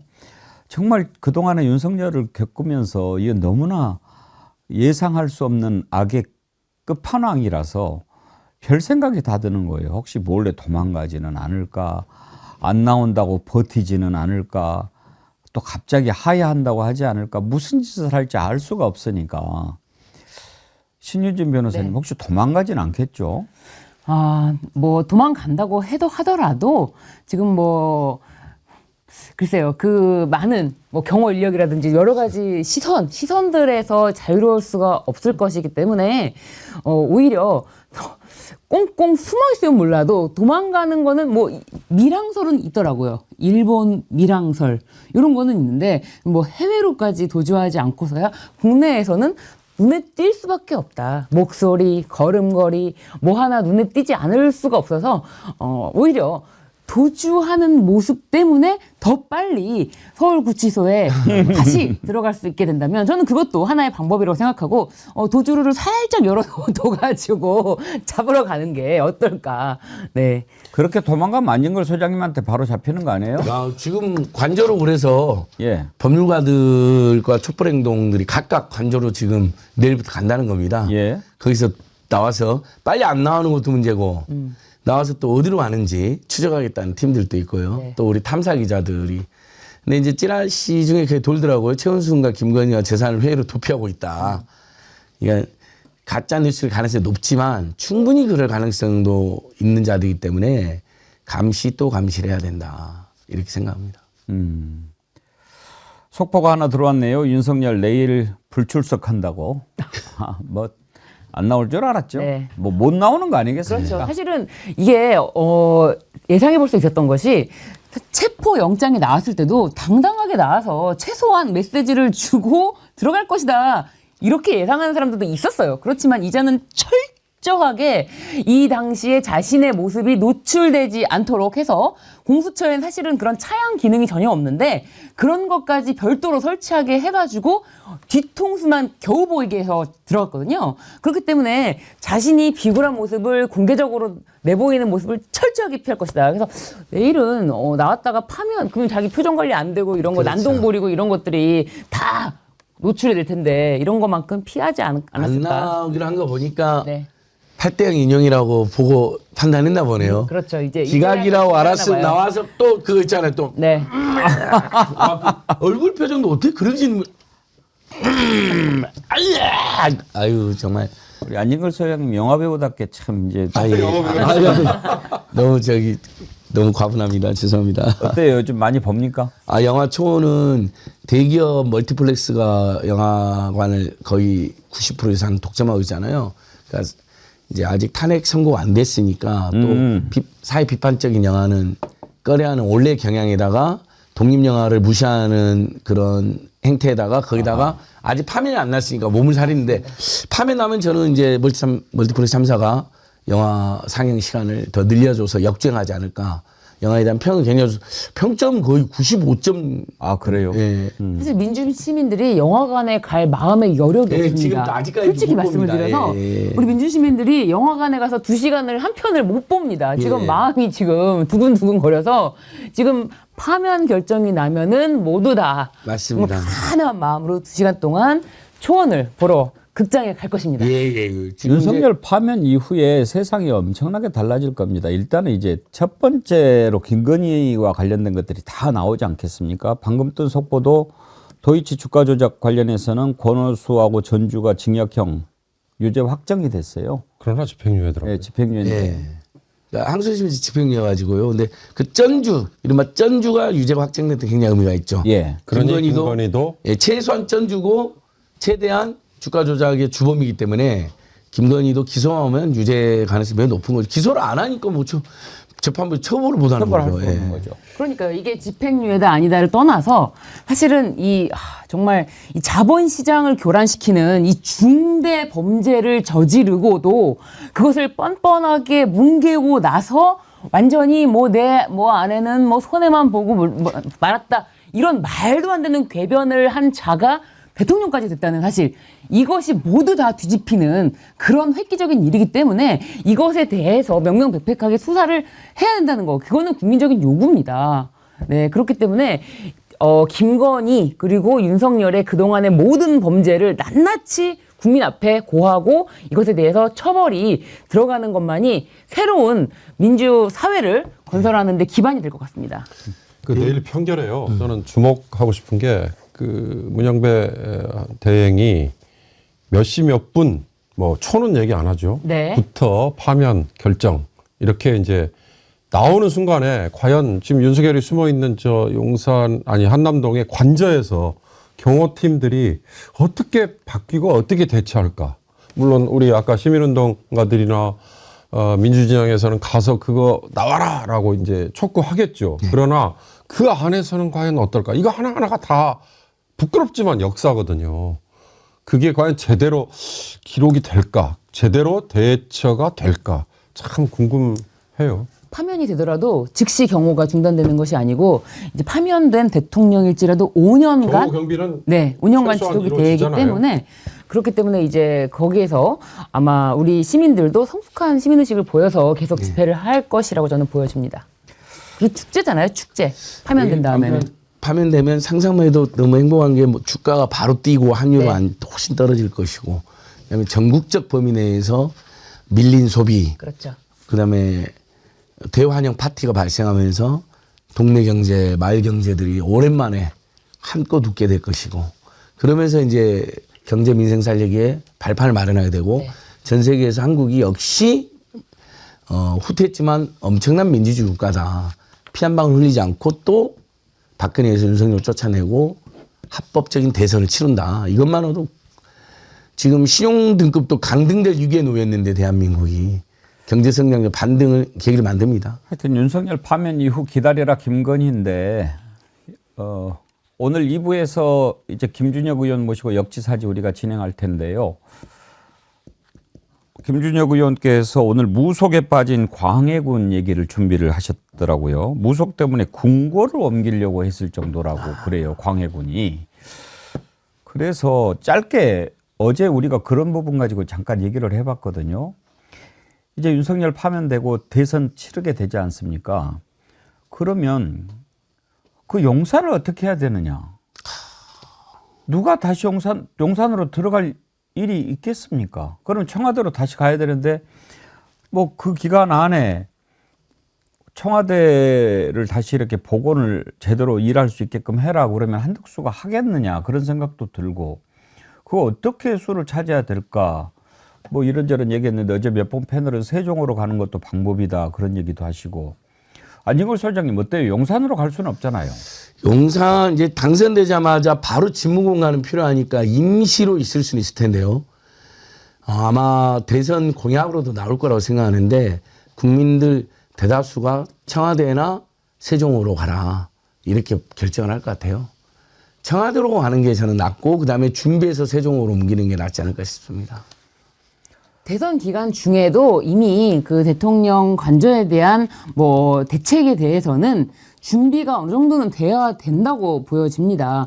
사실 윤석열이 초반에 청와대에서 하루도 자지 않겠다고 해서 아크로비스타에서 출근하지 않았습니까? 그 모든 진짜 교통을 다 막고서는 그 한 몇 달 동안은 엄청나게 막혔던 게 나중에는 아침에 자기가 본인이 직접 출근을 안 하니까 그냥 뭐 경비 많이 없이도 그냥 쭉쭉쭉쭉 이제 그렇게 많이 교통 통제를 안 했지만 아크로비스타에서도 관제에서도 가짜 출근 차량까지. 그러니까 근데 그런 엄청난 그 교통 대란을 일으키면서 또 한 번의 그런 출퇴근의 연출을 하지 않기 위해서는 사실은 대선 기간 동안 60일 동안에 이거를 행정부가 어느 정도는 준비를 해놔야 된다. 이것만이 답입니다. 윤경호 소장님 어떤 생각이세요? 저는 그러니까 상황실이라고 그러잖아요. 시츄에이션 룸 영어로 그 벙커. 예. 그거의 가동 여부가 상당히 관건이 아닐까 싶습니다. 청와대를 이미 지금 일반인들에게 개방을 해버렸다고 하지만 벙커는 여전히 저는 보존을 해놓은 걸로 들었거든요. 그러니까 벙커가 가동이 된다면 관저 역시 청와대 경내에 있으니까 그쪽으로 가서 일단은 가동이 돼야 되는 게 저는 급선무일 것 같고요. 말이 쉽지 60일 동안에 지금 인수위 없이 바로 직무에 들어가야 됩니다. 다음 대통령은요. 그렇죠. 문재인 대통령 시절에 그것 때문에 겪은 시행착오가 적지 않았습니다. 그게 밝혀지지 않고 공개되지 않아서 그렇지 이번에 또 그런 시행착오를 겪는다면 그건 정말 국가적인 낭비입니다. 그런 점에서 저는 청와대를 다시 활용하는 게 답이 아닐까 싶고요. 세종으로 가는 문제는 뭐 관습헌법부터 시작해서 또 개헌 뭐 헌법 위반 엄청난 또 소용돌이에 빠질 거예요. 그러니까 다른 방식의 접근이 가능할 거예요. 국회 분원 가고 뭐 이렇게 듀얼로 세종에도 대통령 집무실을 두고 국회도 역시 두고 서울에도 있다가 나중에 합치는 그런 방법이 순차적으로 맞지 않을까 싶습니다. 여야 대선 후보가 확정이 되면 뭐 토론을 하든지 아니면 또 합의를 해서 이 다음에 누가 되든지 청와대로 들어가는 걸로 서로 약속을 한다면 누가 되든지 들어갈 거니까 한덕수 대행이 청와대 복원 시작할 수 있는 거 아닌가요? 네, 그 방법이 가장 합리적인 것 같습니다. 그러니까 누가 돼도 용산은 떠난다. 용산은 너무나 많은 문제가 있고 너무나 많은 지금 비리 현장이 되어 있고 그다음에 아니 어느 정부가 외국 군대 옆에다가 저기 최고 직무 권력 그리고 용산이 범죄 현장이란 말이에요. 그러니까 거기에 만약에 집무실 써버리면은 수사도 제대로 못하고 지금 용산 앞에 무슨 짓을 해놨는지도 여러 가지 얘기가 나오지 않습니까? 의혹이 계속 나오는데 뭘 묻어놓고 이랬다는 거 그런 거 다 파헤치고 수사를 해야 되는데 그걸 또 인멸하게 되니까 차라리 용산은 수사 필요한 지역으로 놔두고 뭐 그럴 필요가 있지 않겠나 싶어요. 예. 고은나비님께서 저도 삼행시 참여해 볼래요 하면서 백운기 이름으로 주셨는데 좀 띄워주세요. 백운기 앵커와 함께하는 봄의 교향악을 듣고 싶습니다. 운명의 날 내일은 청라 언덕 위에서 동무 생각하며 기도하면서 나의 조국 대한민국을 위해 기도하겠습니다. 고은나비님 슈퍼챗도 함께 보내주셨는데 감사하고요. 아기별님 슈퍼챗 감사합니다. 이희성님, 동그라미님, 국힘이 승복을 꺼내든 이유는 인용을 예상하기 때문이라고 봅니다. 이제 슬슬 윤석열로부터 발을 빼고 대선 정당 해체 대비 위한 명분 만들기 시작일지도 모르지요. 그러나 상식 국민 대부분은 탄핵 투표 때 단체로 퇴장하던 그 국힘당에게 받은 배반을 가슴에 새겼습니다. ST4R님 미국에서 US 달러로 슈퍼챗 보내주셨습니다. 국민이 승리했다 민주 만세. 늘 시방처럼님 2번이나 보내주셨고요. 8대 0으로 탄핵 인용 D-1 하면서 그 의미를 담아서 보내주셨습니다. 소소하는님, 하재선님 슈퍼챗 감사드리고요. 어제 제가 슈퍼챗 다 소개해드렸던가요? 금옥님, 희망을 바라면님, 착한 악마님, 동천성님, 박기찬님, 적토마님, 해피맘님, 예, 슈퍼챗 제가 혹시 해서 다시 소개해드립니다. 감사드리고요. 그 이성 변호사님은 그 임세은 사단입니다. 예, 네, 그렇더라고요. 항상 보내더라고요. 익산에서 변호사 것 같아요. 예. 오늘 2부에서는 김준혁 의원과 함께 역지사지하겠습니다. 내일 방송 예고 잠깐 보시고 우리 또 멋진 호스트 신유진 변호사님이 정어리몰 상품 소개해 주시겠습니다. 네. 예고 보실까요? 2024 헌납 8호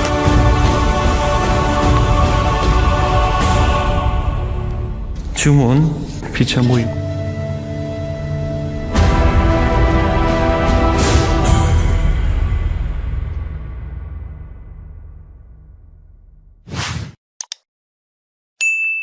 중요한 건 일본의 마음이죠. 수준 미달, 자격 위조, 뉴라이트 역사관을 갖고 있는 사도광산 세계유산 등재도 허용해주고 있고.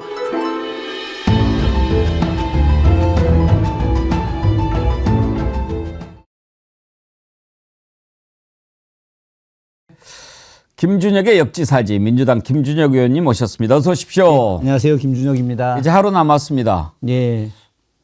참 몸은 회복되셨나요? 그럼요. 네, 저희가 이제 단식 이후에 네. 몸매가 몰라지게 갖춰졌어요. 예, 그 뭐 단식하다 9일을 하다 보니까 이제 몸이 좀 빠졌잖아요. 빠졌는데 그 몸매를 좀 유지하자라고 해서 그러게요. 예, 김건희의 유지하고는 좀 다릅니다. 예, 그래서 몸매를 유지하기 위해서 열심히 걷고 아직 뭐 운동 단계는 아니고요. 예, 이렇게 좀 산보하면서 하루에 한 2만 보씩 걷습니다. 아침에도 저 국회에서 이제 어제도 잤는데 비상대기여서 일찍 일어났고 저 한강변 쭉 산책했더니 1000보 좀 더 되더라고요. 예, 그래서 몸매 좀 잘 관리하고 체력 따져야지 대선에서 역할할 거 아니겠습니까? 그럼요. 이제 대선해야 되는데 아무튼 건강하게 잘 회복하시기를 바라고요. 네, 고맙습니다. 8대 0이겠죠? 이건 뭐 100%입니다. 100%. 네. 그 5대 3이라고 하는 것 자체가 불가능한 이야기였었습니다. 실제로 헌재에서는 판결을 할 때 한 명이 공석일 경우에 그 한 명 때문에 이 판결에 문제가 생기게 되는 숫자는 아예 하지 않게 그 판례가 있기 때문에 우리가 그 내용들을 이제 잘 모르고 그 보수에서 흔들려고 했던 그 찌라시에 많이 민주시민들이 좀 흔들렸었던 게 있었는데 저는 뭐 8대 0이 너무나 명확하다. 확신합니다. 5대 3은 뭐 상상도 못하고 혹시 이제 6대 2 왜냐하면 5대 3이면은 이렇게 선고도 안 할 거니까. 근데 이제 6대 2 얘기가 나오는데 6대 2도 아니겠죠. 아니 뭐 8대 0이고요. 파면은 기정사실이지만 전원일치. 서울 김용욱 교수님이 어제 비상행동 촛불행동 밤에 이렇게 저희들이 집회하는데 직접 오셨었습니다. 오셔서 또 무대에 마이크 잡고 올라가셨는데 또 이제 대철학자께서 본인께서 이제 천기를 보신 듯 말씀하시는데 8대 0이 확실하다 승리하고 대신 헌재 재판관들도 다 이제 우리 편이니 그들에 대해서 격려를 해주는 게 더 좋겠다. 너무 혼내지 마라. 예, 그 말씀하고 가셨는데요. 예. 아니 너무 늦어져 가지고 사실 국민들이 헌재한테 실망을 많이 했거든요. 저도 뭐 많이 했고 저도 뭐 지금 그간 뭐 다른 방송에서도 헌재 재판관들 중에 약간의 그 불순한 의도가 있어서 시간을 끌게 했던 건 분명히 존재할 것이다. 저는 헌재 재판관 중에 아주 소수가 시간을 끄는 그런 특명을 받았을 가능성도 있다. 그러나 8대 0 파면에 대해서는 너무 명확하다. 저는 일관되게 그런 이야기를 했었습니다. 이제는 좀 힘을 주고 그렇게 하자 그런 말씀이시죠? 네, 예, 그렇습니다. 오늘 이제 그 광해군이 무속에 빠져서 궁고로 옮기려고 했다 이런 얘기를 해주시겠다고 그래서 기대가 되는데 그 전에 먼저 네. 지금 현재가 그 서울 제동에 있잖아요. 네, 그렇습니다. 근데 이 제동이란 지명이 수양대군이 일으킨 개유정난에서 유래됐다. 뭐 그 터에 대해서 이런저런 얘기가 지금 나오더라고요. 맞습니까? 예, 맞는 이야기고요. 이제 서울 시사편찬위원회라고 하는 역사 기구가 있습니다. 예. 예, 서울 시사편찬위원회에서 다양한 이제 문헌조사 또 민속조사를 통해서 지명과 관련된 여러 책자들을 내놨는데 그 안에 보게 되면 바로 개유정난, 수양대군이 이제 잘 아시겠지만 황보인 김종서를 제거하고 어쨌든 본인이 영의정으로 올라가게 되는 거죠. 예. 단종은 일단 그대로 둔 상태에서 그 과정에서 자신의 반대 세력들을 굉장히 많이 척살을 하게 됩니다. 그 과정에서 바로 가회동 일대, 지금의 제동 일대, 그 일대에 반 수양대군 그 관료들이 많이 살게 됐고 당시에 이제 건축문을 나가서 많은 인명들을 살상하고 또 그러다 보니까 원래 옛날에 역적이 있는 자리는 아시겠지만 땅을 파서 연못을 만듭니다. 예, 연못을 만드는데 그 다음 단계가 있어요. 그 다음 단계가 재를 뿌리게 됩니다. 왜 재를 뿌리느냐?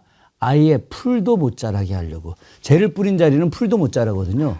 근데 재를 뿌리지 않으면은 연못만 만들게 되면 풀이 자라는데 풀이 자라는 건 반역의 음모가 다시 싹 튼다. 이런 의무가 있기 때문에 아예 그것도 없애기 위해서 재를 뿌리게 됐거든요. 그 지금 제동 일대가 재를 많이 뿌린 그런 지역이어서 그래서 이제 제동이다라고 하는 이름이 붙은 거죠. 사실 제동이라는 말 자체가 비극의 어떤 지명이기도 한 거죠. 거기를 아주 피바다로 만들어 버려 가지고 그거를 불을 태워서 재가 이렇게 가득 차서 제동이다. 네. 그러니까 지금 제동 한자는 그 제자가 아니잖아요. 지금 제자는 이제 우리가 집제자잖아요. 집제자인데 과거 이제 그런 의미가 담겨 있었죠. 그런데 이제 그 뒤에 거기에 조선 후기 들어가서 명문거족들이 많이 살게 됐고 특히나 우리가 지금 실학자로 이야기하게 되면 남인계열 실학자들이 있고 그리고 노론계열 실학자들이 좀 있거든요. 근데 가장 대표적인 노론계열 실학자들이 뭐 박지원 그리고 박재가 홍대용 뭐 이덕무 이런 분들만 이야기하지 않습니까? 그분들이 이제 남산 쪽에 사는 분들이 계시고 그리고 지금의 제동 일대, 가회동 일대 이쪽에 많이들 살고 있었습니다. 그러면서 뛰어난 학자들이 많이 살고 있어서 한자명이 이제 옛날 그 재, 그러니까 우리가 재 뿌린다라고 할 때 재가 아니라 한자로면 재회죠. 예, 회동이라고도 그렇게 불렸다고. 맞습니다. 회동은 이제 그 개념이 같이 나오는 것이고 여기에는 이제 집제자를 써서 뛰어난 학자들이 많이 살고 있는 데다라고 하는 역사라고 하는 건 또 이렇게 계속 변화가 있기 마련이기 때문에 그런 겁니다. 그런 역사가 있는 제동에 지금 헌법재판소가 있지 않습니까? 1993년에 들어갔죠. 그때. 이제 그런 역사 속에서 내일 어떤 역사가 또 만들어질지. 저는 이제 그 많은 분들이 그런 이야기는 홍영식 부터다. 개화파의 핵심이었는데 홍영식이 이제 죽고 그 아버지 홍영목부터 시작해서 거기서 다 그 자살을 하지 않았습니까? 그래서 안 좋은 집자리다 이런 이야기 하는데 현재 헌법재판소 집자리에는 아주 여러 명이 살았습니다. 거기에는 그 유명한 박규수, 연암 박지원의 손자가 박규수 아니겠습니까? 개화파의 실질적인 우두머리죠. 연암 박규수의 제자가 바로 김옥균, 또 박영효, 서광범, 홍영식 이런 사람들인데 다 거기 같이 사는 거예요. 김옥균은 바로 위에 현재 정독도서관 자리. 그 자리가 그 정독도서관 전에 이제 그 유명한 경기고등학교 자리였죠. 그 자리가 원래 김옥균 집터죠. 김옥균 집터인데 김옥균 집터가 얼마나 넓었는지 우리나라 최초의 테니스 코트를 거기다 만듭니다. 김옥균이 테니스를 좋아했어요. 그래서 거기서 만들어서 뭐 여러 가지 대외적 관계도 거기서 다 이루어졌는데 어쨌든 현재 헌법재판소 자리는 박규수 집터도 있었고 광해원, 나중에 제중원이라고 바뀌었죠. 알렌 공사가 만든 병원이 바로 그곳에도 좀 있었고 특히나 또 재미난 것은 그 자리를 흥선대원군 이하응이 엄청나게 다녔습니다. 왜 다녔느냐? 그 박규수 집 바로 옆이 조만영이라고 우리가 조대비 많이 이야기하죠. 풍양주시 조대비의 아버지 조만영이 거기 살았거든요. 그래서 흥선대원군이 이제 풍양주시 만나서 은밀하게 논의를 해서 안동김 씨 세력들을 없애려고 이제 거기 다녔고요. 아주 특이한 것은 거기에 있는 백송, 아주 유명하죠. 추사 김정희가 중국에 사신단 갔다가 와서 백송을 갖고 와서 거기서 심어서 지금 엄청나게 잘 자란 천연기념물 8호로 지정되어 있는 백송이 있는데 전체적으로 보자면 그 자리가 개화의 자리입니다. 예. 그런데 이제 개화가 좀 실패를 하다 보니까 거기가 이제 비극의 자리로 됐지만 저는 최근에 그런 생각을 많이 합니다. 이 자리가 다시 개화의 원류가 돼서 바로 윤석열을 그 자리에서 탄핵하고 새로운 시대를 여는 새로운 역사의 어떤 공간, 이것으로 대전환을 하게 될 것이다. 제가 또 이제 뭐 우리 시민들한테 그런 이야기를 강조를 많이 했는데 풍수가 안 좋은 자리가 아니라 역으로 이것이 새로운 시작을 여는 그런 자리가 될 거다. 이 말씀 좀 드렸었습니다. 그 헌법재판소를 김 의원님이 직접 가서 사진을 찍으셨다고 하던데 그 사진 한번 보여주시겠어요? 언제 찍으신 겁니까? 제가 어제 찍은 사진입니다. 어제? 예. 그럼 어제부터 이렇게 정리가 다 돼 있는 겁니까? 제가 매일같이 저희 가서 이제 기자회견을 했는데 또 1인 시위도 했었죠. 네. 1인 시위가 제가 이제 마지막이 된 거예요. 저 때가 이제 그 마지막 정리를 하는 과정에서 기념 촬영을 좀 한 겁니다. 예. 그 반대편, 그러니까 북쪽과 남쪽 모두가 다 저렇게 차량으로다가 이제 진공 상태라고 많이 이야기하죠. 저는 진공 상태를 이제 만들어내서 시민들이 아예 들어가지 못하게 한 거고 현재 이런 상태입니다. 100m에서 150m로 늘렸다고 제가 하더군요. 찍었을 땐 100m 상황이었고요. 네. 지금 50m를 더 늘렸다고 하니까 더 좀 진공 상태가 좀 강화된 내용이고 현재 앞을 이렇게 완벽하게 지금 막아놨습니다. 그래서 저 이제 경찰들, 보호관들, 또 교호관들이 현재 앞을 좀 지키고 있는 그런 상황입니다. 현재 정문 앞도 저 차로다가 다 막아버렸죠. 그렇군요. 지금. 그럼 이제 내일 헌재에 들어갈 수 있는 사람은 헌법재판관, 헌법재판소 관계자, 그리고 국회 청구인 측, 그리고 이번에 이제 당첨이 된 방청객 20명. 그렇게만 들어갈 수 있는 그렇습니다. 거네요. 네. 확인이 안 되면은 아예 접근도 못 하는 저희 거네요. 의원들도 못 갑니다. 김 의원님은 가셔야 되는데. 제가 내일 저희 집에 있는 제일 좋은 양복을 입고 나올 생각입니다. 내일은 기쁜 날이기 때문에. 지금 입은 양복보다 더 좋은 게 있어요? 이거는 저희 드라이 맡겨놓은 양복이 있습니다. 내일 입으려고 준비해 놓은 옷이 있습니다. 저희도 샴페인을 하나 사놓았습니다. 그랬나요? 내일 특별 방송할 때 샴페인을 터뜨릴 생각입니다. 아주 좋은 생각이십니다. 이제 그 내일 윤석열 파면되고 나서 참 새로운 역사들이 많이 펼쳐질 텐데 저는 그 중에서 이렇게 좀 밝혀내야 될 것들이 참 많지만 우선적으로 좀 밝혀내고 싶은 부분이 도대체 김건희와 윤석열은 어디까지 무속에 사로잡혔길래 저렇게 무모한 짓들을 했을까 하는 거거든요. 일단 청와대로 옮긴 것부터가 이해가 안 되지 않습니까? 말도 안 되는 거죠. 비상식적이죠. 그래서 이제 저는 그것도 지금 궁금한데 김 의원님께서는 만약에 이재명 대표가 대통령이 되시면 용산으로 가는 거 권하겠습니까? 저는 안 권합니다. 그렇죠? 그러면은 청와대로 다시 들어가는 게 맞을까요? 뭐 맞을 수는 있겠으나 청와대가 지금 현재 보안 상태가 좀 상당히 좀 안 좋은 상황으로 변해 있는 상황 아니겠습니까? 제가 좀 확인을 했더니 다시 과거 문재인 정부 때처럼 보안을 유지하기 위해서는 그 시스템을 다시 정비하는데 1년이 걸린다고 하더라고요. 1년 안에는 청와대 사용을 할 수가 없습니다. 제가 판단할 때는 뭐 좀 한 두세 가지의 방안은 좀 있을 거라고 생각을 하는데 이것은 대선을 시작하면서 여야가 합의를 하고 가야 된다.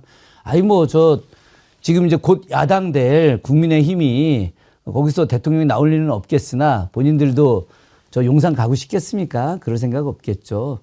일하는 현재 정부종합청사를 활용하는 방법이 있을 수 있습니다. 통일부하고 여가부가 있는 정부총합청사, 뭐 총리실도 있고 그곳을 보안 상태가 아주 좋은 곳이니까 그럼 거기를 대통령이 이제 임시로 활용하게 하고 세종의 지금 제2 종합청사를 좀 건립 과거부터 진행하고 있었습니다. 근데 그게 완공이 되는 시점이 규모가 그렇게 크지는 않지만 한 1년 정도 걸린다고 하니까 그런 방법을 좀 쓸 수도 있고 또 하나의 방법은 계룡대. 자꾸 이제 지금 이 군인들을 자극하는 건 좀 무의미한데 만약에 이제 정 안 된다고 한다면은 계룡대가 현재 용산이 과거 국방부 장소였었으니까 그걸 사용하게 하는 방식도 있을 수 있는데 제일 좋은 건 현재 정부종합청사를 활용하고 그리고 그 이후에 1년 동안 청와대를 다시 과거처럼 정비를 해서 보안 특히나 이 보안 문제 도청을 문제를 해결을 해야 되니까 그렇게 해서 청와대로 들어가는 것이 제일 합리적 방안이라고 생각을 합니다. 그래요. 자원 용산으로 들어가서는 안 되는 이유 가운데 하나가 용산은 지금 범죄 현장 아닙니까? 맞습니다. 크라임 씬이에요. 네. 그러면은 범죄 현장에 지금 만약에 차기 대통령이 들어가 버리면은 또 그거를 파헤칠 것도 못 파헤치고 그렇게 되지 않겠습니까? 지금 맞습니다. 얼마나 많은 의혹이 거기에 쌓여 있습니까? 주술에 빠져서 그 앞에를 뭐 흉관을 묻었니 어쩌니 그런 얘기도 나오지 않아요. 그렇죠. 예. 그런데 그런 것을 다 파헤쳐야죠. 범죄 현장인데. 다 파헤쳐야 하고 지금 왜 갑자기 청와대를 버리고 용산으로 가게 됐을까? 그때 천공이라고 하는 사이비 무속인이 계속해서 용산으로 가야 된다. 안 되면 천막이라도 쳐야 된다. 그런 얘기 일관되게 하지 않았습니까? 갑자기 나오게 된 거죠. 임금왕자부터 시작해서 상상을 초월하는 일들이 벌어졌고 이 보통 정상적인 생각을 하는 사람들 입장에서는 바로 윤석열과 김건희의 행동에 대해서는 도저히 용납이 안 되죠.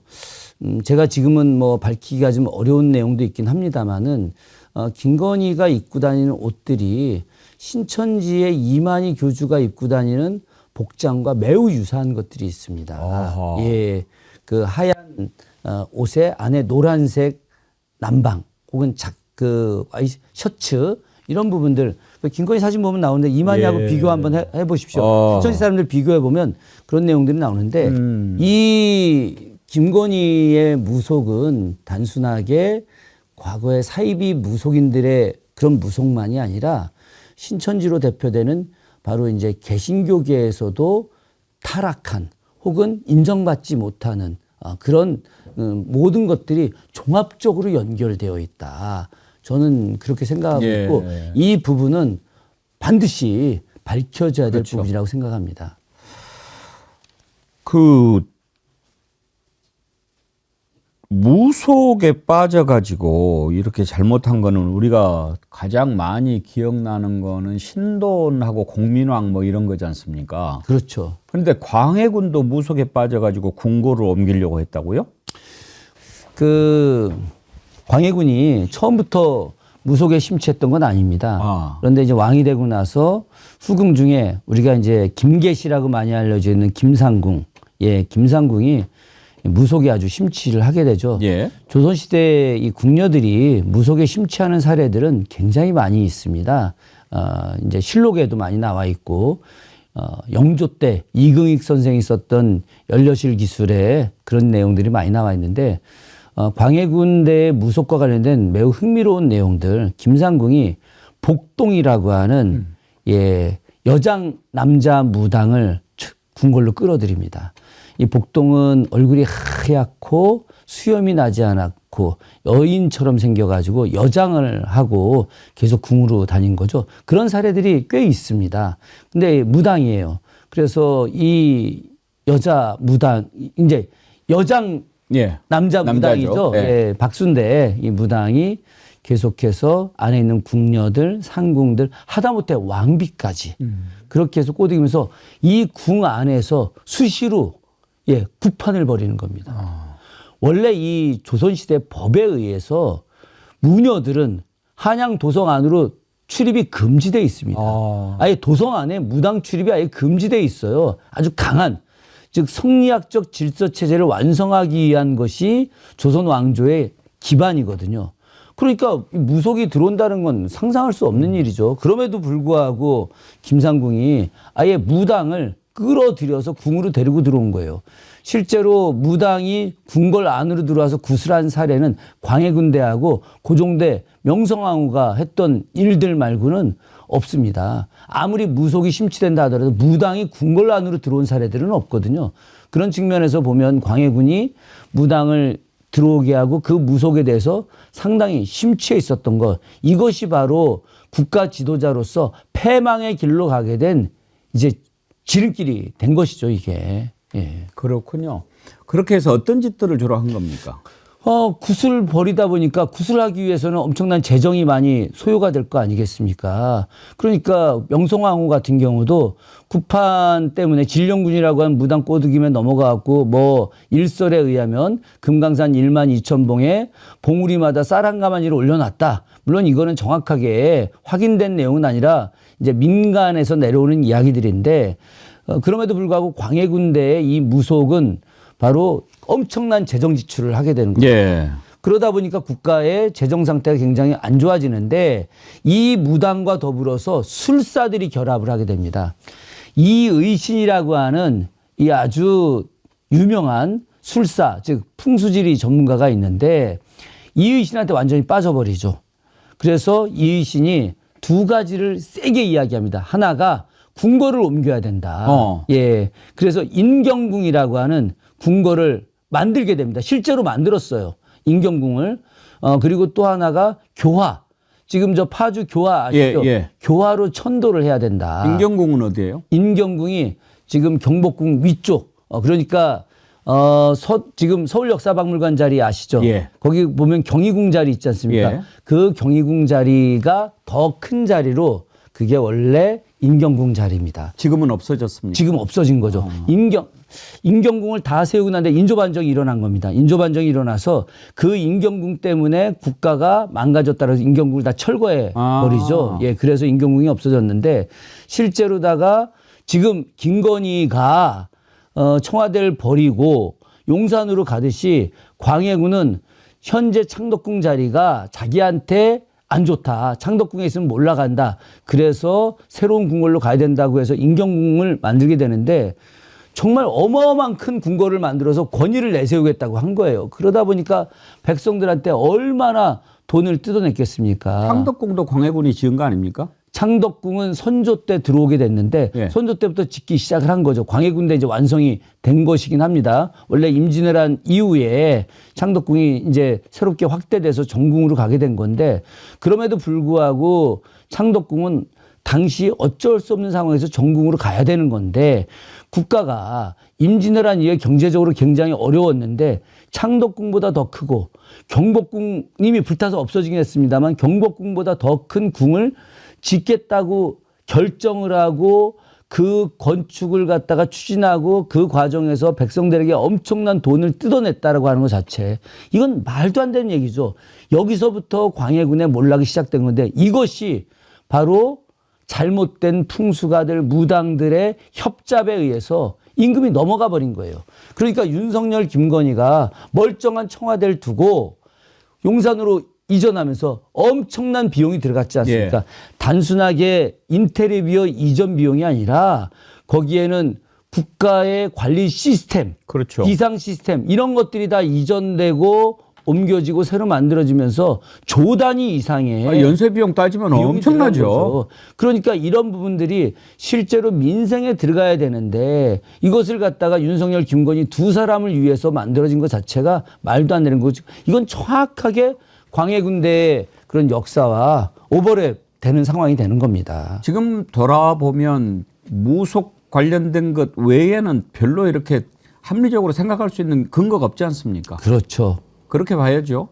너무 당연합니다. 예. 이 정권은 나중에 역사가 기록할 때 전대미문의 무속 정권이다. 하다못해 삼국시대, 고려시대, 조선시대로 이어져 오는 과정에서도 유교를 기반으로 합니다. 우리가 고려시대 때 불교 국가이기 때문에 불교가 기반이 돼서 모든 걸 운영할 거라고 생각했지만 그렇지 않습니다. 정치의 영역에서는 철저하게 유교적 시스템을 고려시대 때도 적용을 했거든요. 근데 왜 그렇게 그 왕들이나 또 지금 윤석열이나 이렇게 무속에 빠져들까요? 아니, 간단합니다. 자신감이 없어서 그런 거예요. 자신감이 없어서. 자신의 능력이 부족하고 자신의 권력 기반이 취약하다고 판단되게 되면 뭔가 다른 걸 잡고 싶어 하죠. 생각해 보십시오. 세종 같은 사람들, 무속? 그 앞에 태종, 무속? 일체 없습니다. 그런 거에 대해서는 아예 상상도 못하는 일입니다. 조선 후기 명군, 정조, 무속? 관심도 없죠. 그 앞에 영조? 일체 없습니다. 즉 자신이 정치적 능력을 갖고 있는 지도자나 또 함께 연결되어 있는 기반이 튼튼하거나 그 뛰어난 인재를 등용하는 모든 시스템이 안정돼 있을 때 무속 같은 거는 감히 끼어들어올 염두조차 내지 못하는데 그것이 아니라 자신이 매우 취약하다고 판단되는 사람들은 그런 거에 의존할 수밖에 없는 것이죠. 여기서 기본적인 그 궁금한 거 하나 좀 가르쳐 주고 넘어가시죠. 우리가 역대 왕들 하면은 조도 있고 왕도 있고 군도 있고 그러지 않습니까? 예. 어떤 기준입니까? 그러니까 기본적으로 조와 종이 있습니다. 예. 태조, 세조. 근데 태조의 아들인데 이방원은 태종이에요. 또 그 뛰어남에도 불구하고 세종은 세종이란 말입니다. 조와 종이 나뉘어져 있어요. 영조, 그리고 정조, 그리고 그 뒤에 또 누가 있습니까? 순조 이렇게 되어 있죠. 이 조와 종은 어떤 차이가 있는 거냐면 원래 조는 한 명밖에 없는 겁니다. 예. 건국자만 한 명밖에 없는 건데 왜 뒤에 또 조가 붙느냐? 그것은 바로 이 사람을 건국자와 같은 개념의 왕으로 판단하기 때문인 거죠. 태조 이성계는 나라를 세웠으니까 조가 들어가는 거고 세조는 계유정난을 일으킨 거예요. 왜 그러면 조가 붙었느냐? 김종서, 황보인 이런 사람들이 단종을 제거하고 그들이 왕이 되려고 했는데 그것을 막아서 새로운 나라를 만들었다라고 해서 조를 붙인 겁니다. 요즘으로 따지면 1공화국, 2공화국, 3공화국으로 그렇죠. 바뀌는 거죠. 예. 그럼 그 뒤에 조가 쭉 또 누가 내려오느냐? 인조. 예. 선조, 그 앞에 선조 있지 않습니까? 선조는 임진왜란으로 나라가 완전히 망한 거를 다시 살려냈다. 그래서 선조가 된 거예요. 인조는 어떻습니까? 광해군대 나라가 완전히 망한 걸 반정을 통해서 나라를 다시 세웠으니까 건국자하고 마찬가지다. 그리고 특히나 정묘호란, 병자호란을 극복해서 나라를 구했다. 그래서 조가 된 거예요. 영조, 아무것도 아닌 것 같죠? 그런데 당시 영조가 이인좌의 난이라고 하는 엄청난 밀란이 있었는데 그 난을 극복하고 왕이 됐기 때문에 조의 칭호를 붙인 겁니다. 그럼 정조는 뭐냐? 원래 정조는 정종이었어요. 예. 정종이었는데 1899년에 정조로 승격을 시킵니다. 그 승격시킨 이유는 뭐냐? 고종이 판단할 때 정조는 태조 이성계와 같은 건국자와 같은 개념이다. 그래서 조로 올리게 된 거고 이제 순조 같은 경우도 당시에 그 소위 말하는 천주교 문제부터 시작해서 이런 여러 가지들을 극복해서 왕이 됐다. 이제 건국자와 마찬가지다. 이렇게 해서 조와 종이 되는 것이고 그 말씀을 듣고 보니까 조가 꽤 많네요. 그렇죠. 조가 원래 조는 한 명밖에 없어야 되는 겁니다. 6분인가요, 그러면은? 예. 그런데 이제 왕은 그럼 뭐냐? 예. 조선시대 왕은 없고 고려시대 때 이제 공민왕, 그 앞에 충선왕, 충렬왕부터 시작하는데 그 앞엔 다 조와 종이었거든요. 고려시대도 자주국이었기 때문에 조와 종, 종묘가 있어서 조와 종인데 이제 원나라와의 관계 속에서 부마국으로 전락을 하게 되죠. 그래서 부마국이 됐기 때문에 당시 원에서 너희 왕이 종묘에 들어갈 때 조와 종을 써서는 안 된다. 왕으로 해라. 이거는 바로 제후국가 한 단계 격하가 되는 거죠. 그래서 조선 말에 영친, 왕 이런 게 있지 않습니까? 예. 바로 고종의 이제 둘째 아들이 되게 되는 거죠. 근데 고종의 아들 순종 같은 경우는 종인데 영친왕은 왕이 된단 말이죠. 한 단계 격화돼서 나오는 것이고 대군과 군이 있습니다. 대군은 왕의 적자. 그러니까 왕비의 아들은 대군이 되는 거고 군은 왕의 서자. 그러면 이제 또 공주도 있지 않습니까? 예. 공주는 왕의 적자 딸, 예. 정녀가 되는 것이고 예. 옹주는 왕의 서녀가 되는 거죠. 근데 일반인들은 여기까지는 알아요. 예. 보통 시민들은. 근데 군주와 현주라는 건 잘 모릅니다. 군주와 현주. 예, 군주는 세자의 정녀. 세자와 세자빈에 따른 군주. 세자가 후궁과 결혼. 세자의 후궁은 양제라고 하는데 예. 양제에 따른 현주가 되는 거죠. 그러니까 이 세자가 나중에 왕이 됐다. 그럼 현주는 옹주가 되고 군주는 공주가 되는 거죠. 요게 바로 이제 조선 왕실의 네. 그런 이제 호칭과 관련된 지위와 관련된 이제 명칭이 되는 겁니다. 그럼 이제 광해군. 광해군은 이제 원래 왕이었는데 예. 나중에 폐위가 되니까 예. 광해군이 되는 거죠. 선조가 후궁이었던 공빈 김씨라고 있습니다. 공빈 김씨와 낳은 아들이 광해군이 되는 거죠. 그래서 광해가 이제 왕이 되고 나서 자기 어머니 후궁이었는데 정비로 승격을 시켜버리죠. 자기는 정비의 아들이다. 그러니까 그 혈통을 갖다가 적자의 혈통으로 이제 만들었던 건데 폐위가 되니까 자연스럽게 공빈 김씨가 선조의 정비에서 후궁으로 격하되고 또 광해군은 왕에서 이제 왕의 선조의 서자로 격하가 되는데 윤석열도 마찬가지입니다. 지금은 대통령이죠. 탄핵이 되게 되면 대통령의 지위를 다 잃게 되는 거죠. 탄핵이 됐을 때 경호의 기능이 상실됩니다. 대통령으로서의 모든 지위가 다 상실되는 거죠. 광해군이 왕으로 있다가 폐위가 돼서 군으로 격하되듯이 이제 윤석열도 내일부터 시작해서 대통령이 갖고 있는 모든 지위가 다 상실되는 거다. 그러니까 결국은 광해군이 죽어서 임금의 반열에 못 오르게 된 거 아니겠습니까? 못 오르게 된 거고 그래서 실록도 다른 왕들은 다 태종실록, 세종실록, 성종실록, 숙종실록, 정조실록 이렇게 나가지 않습니까? 광해군은 광해군 일기. 내용은 똑같은 실록 체제를 갖고 있지만 실록이라고 하지 않고 일기로 격하가 되는 겁니다, 이게.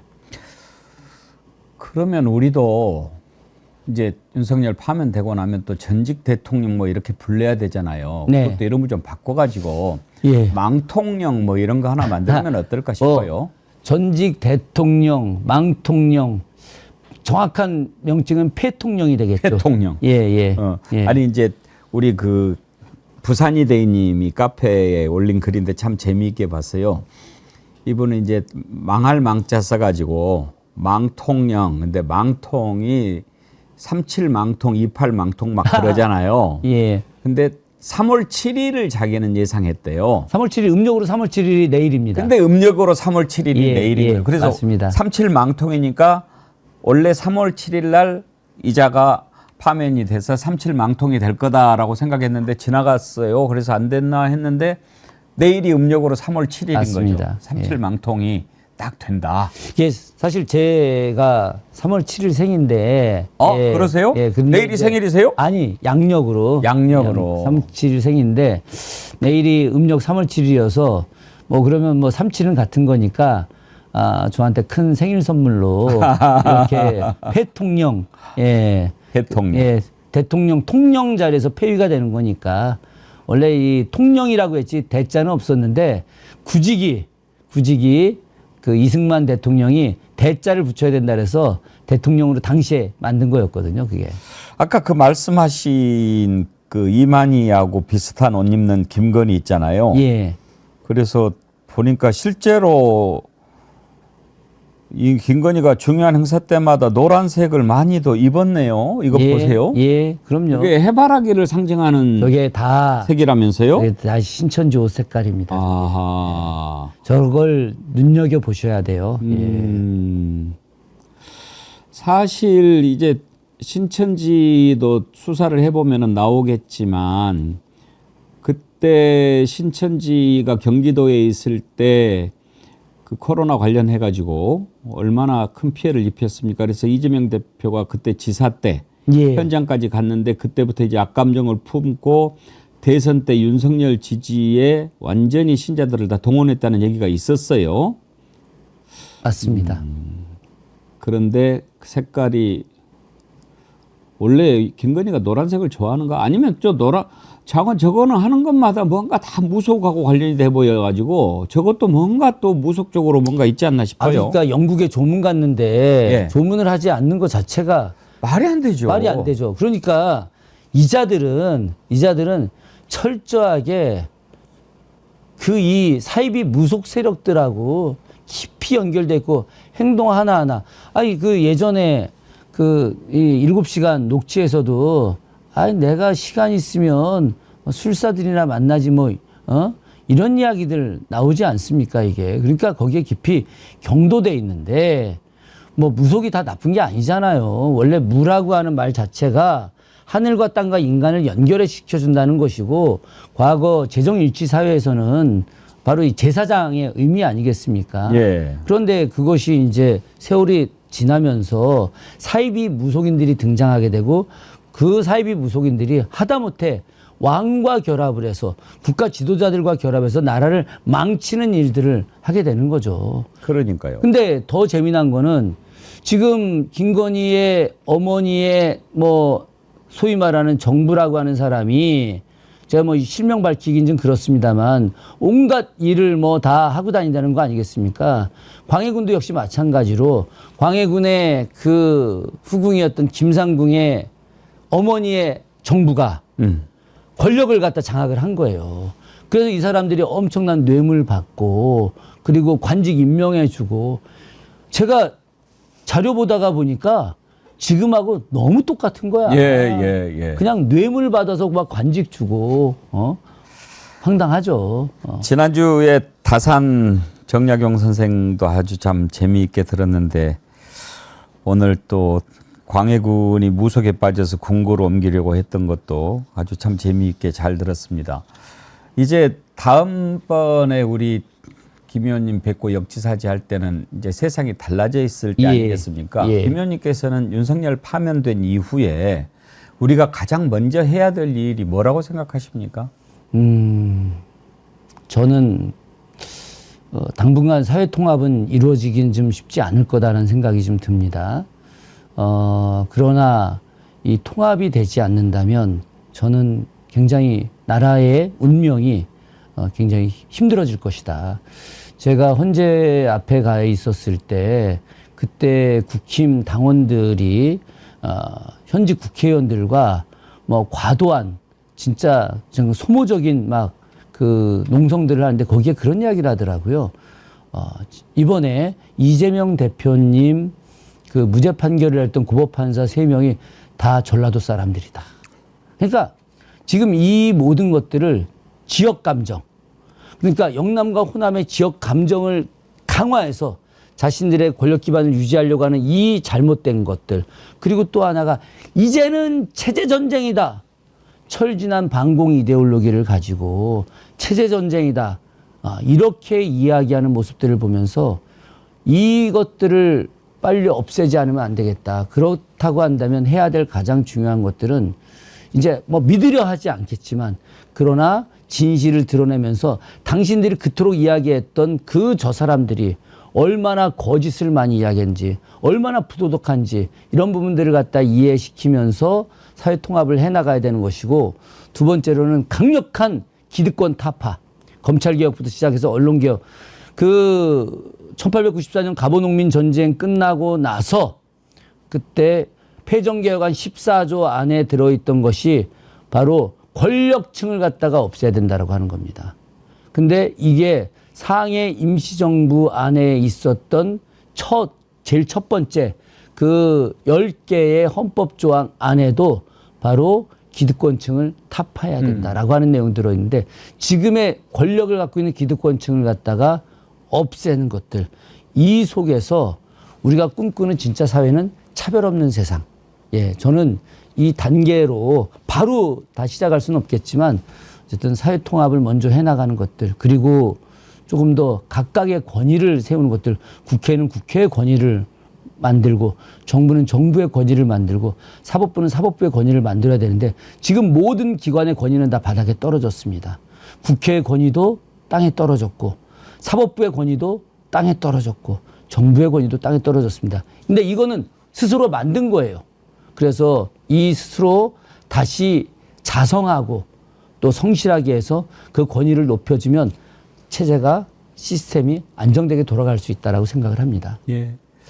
말씀 듣고 보니까 참 무거워지는데 사실 우리가 경험을 해봤지만 5년 안에 모든 걸 하기가 참 쉽지는 않거든요. 맞습니다. 그래도 이번에 이제 만약에 민주당에서 대통령이 나오면 그야말로 이제 국회에서 적극적으로 지원할 수 있는 시스템이 갖춰져 있지 않았습니까? 네, 그렇습니다. 제대로 한번 좀 정리도 하고 국가 대개조 잘 했으면 좋겠습니다. 507 포레스트님, 사랑하는 김준혁 의원님, 존경하는 백운갱커님, 내일은 피청구인 대통령 윤석열을 파면하는 날. 오늘은 제주 4.3 항쟁. 늘 기억하고 수많은 희생자를 추모하면서 기도합니다. 2년 전 김준혁 교수님께서 서북청년단의 원흉인 영락교회가 숨기고 알려주지 않는 숨겨진 이야기를 들려주신 자료를 오늘 오전에 다시 한 번 더 시청했네요. 고맙습니다. 김준혁 의원님 파이팅 하셨는데. 고맙습니다. 네. 예. 고맙습니다. 여러분이 사랑하시는 김준혁 의원님 여러분들이 함께 해주시고 후원해 주시고 밀어주십시오. 그래야 더 잘 자랄 수 있습니다. 국회의원은 우리 국민들이 잘 가꾸고 키워가야 할 나무입니다. 이 나무들이 잘 자라서 울창한 살림이 될 때 정말 그 나라가 좋은 나라가 되는 거거든요. 여러분들 함께 해주시기 바랍니다. 김준혁의 역지사지 민주당의 김준혁 의원님이었습니다. 다음엔 더 웃으면서 뵙죠? 예, 고맙습니다. 감사합니다. 네.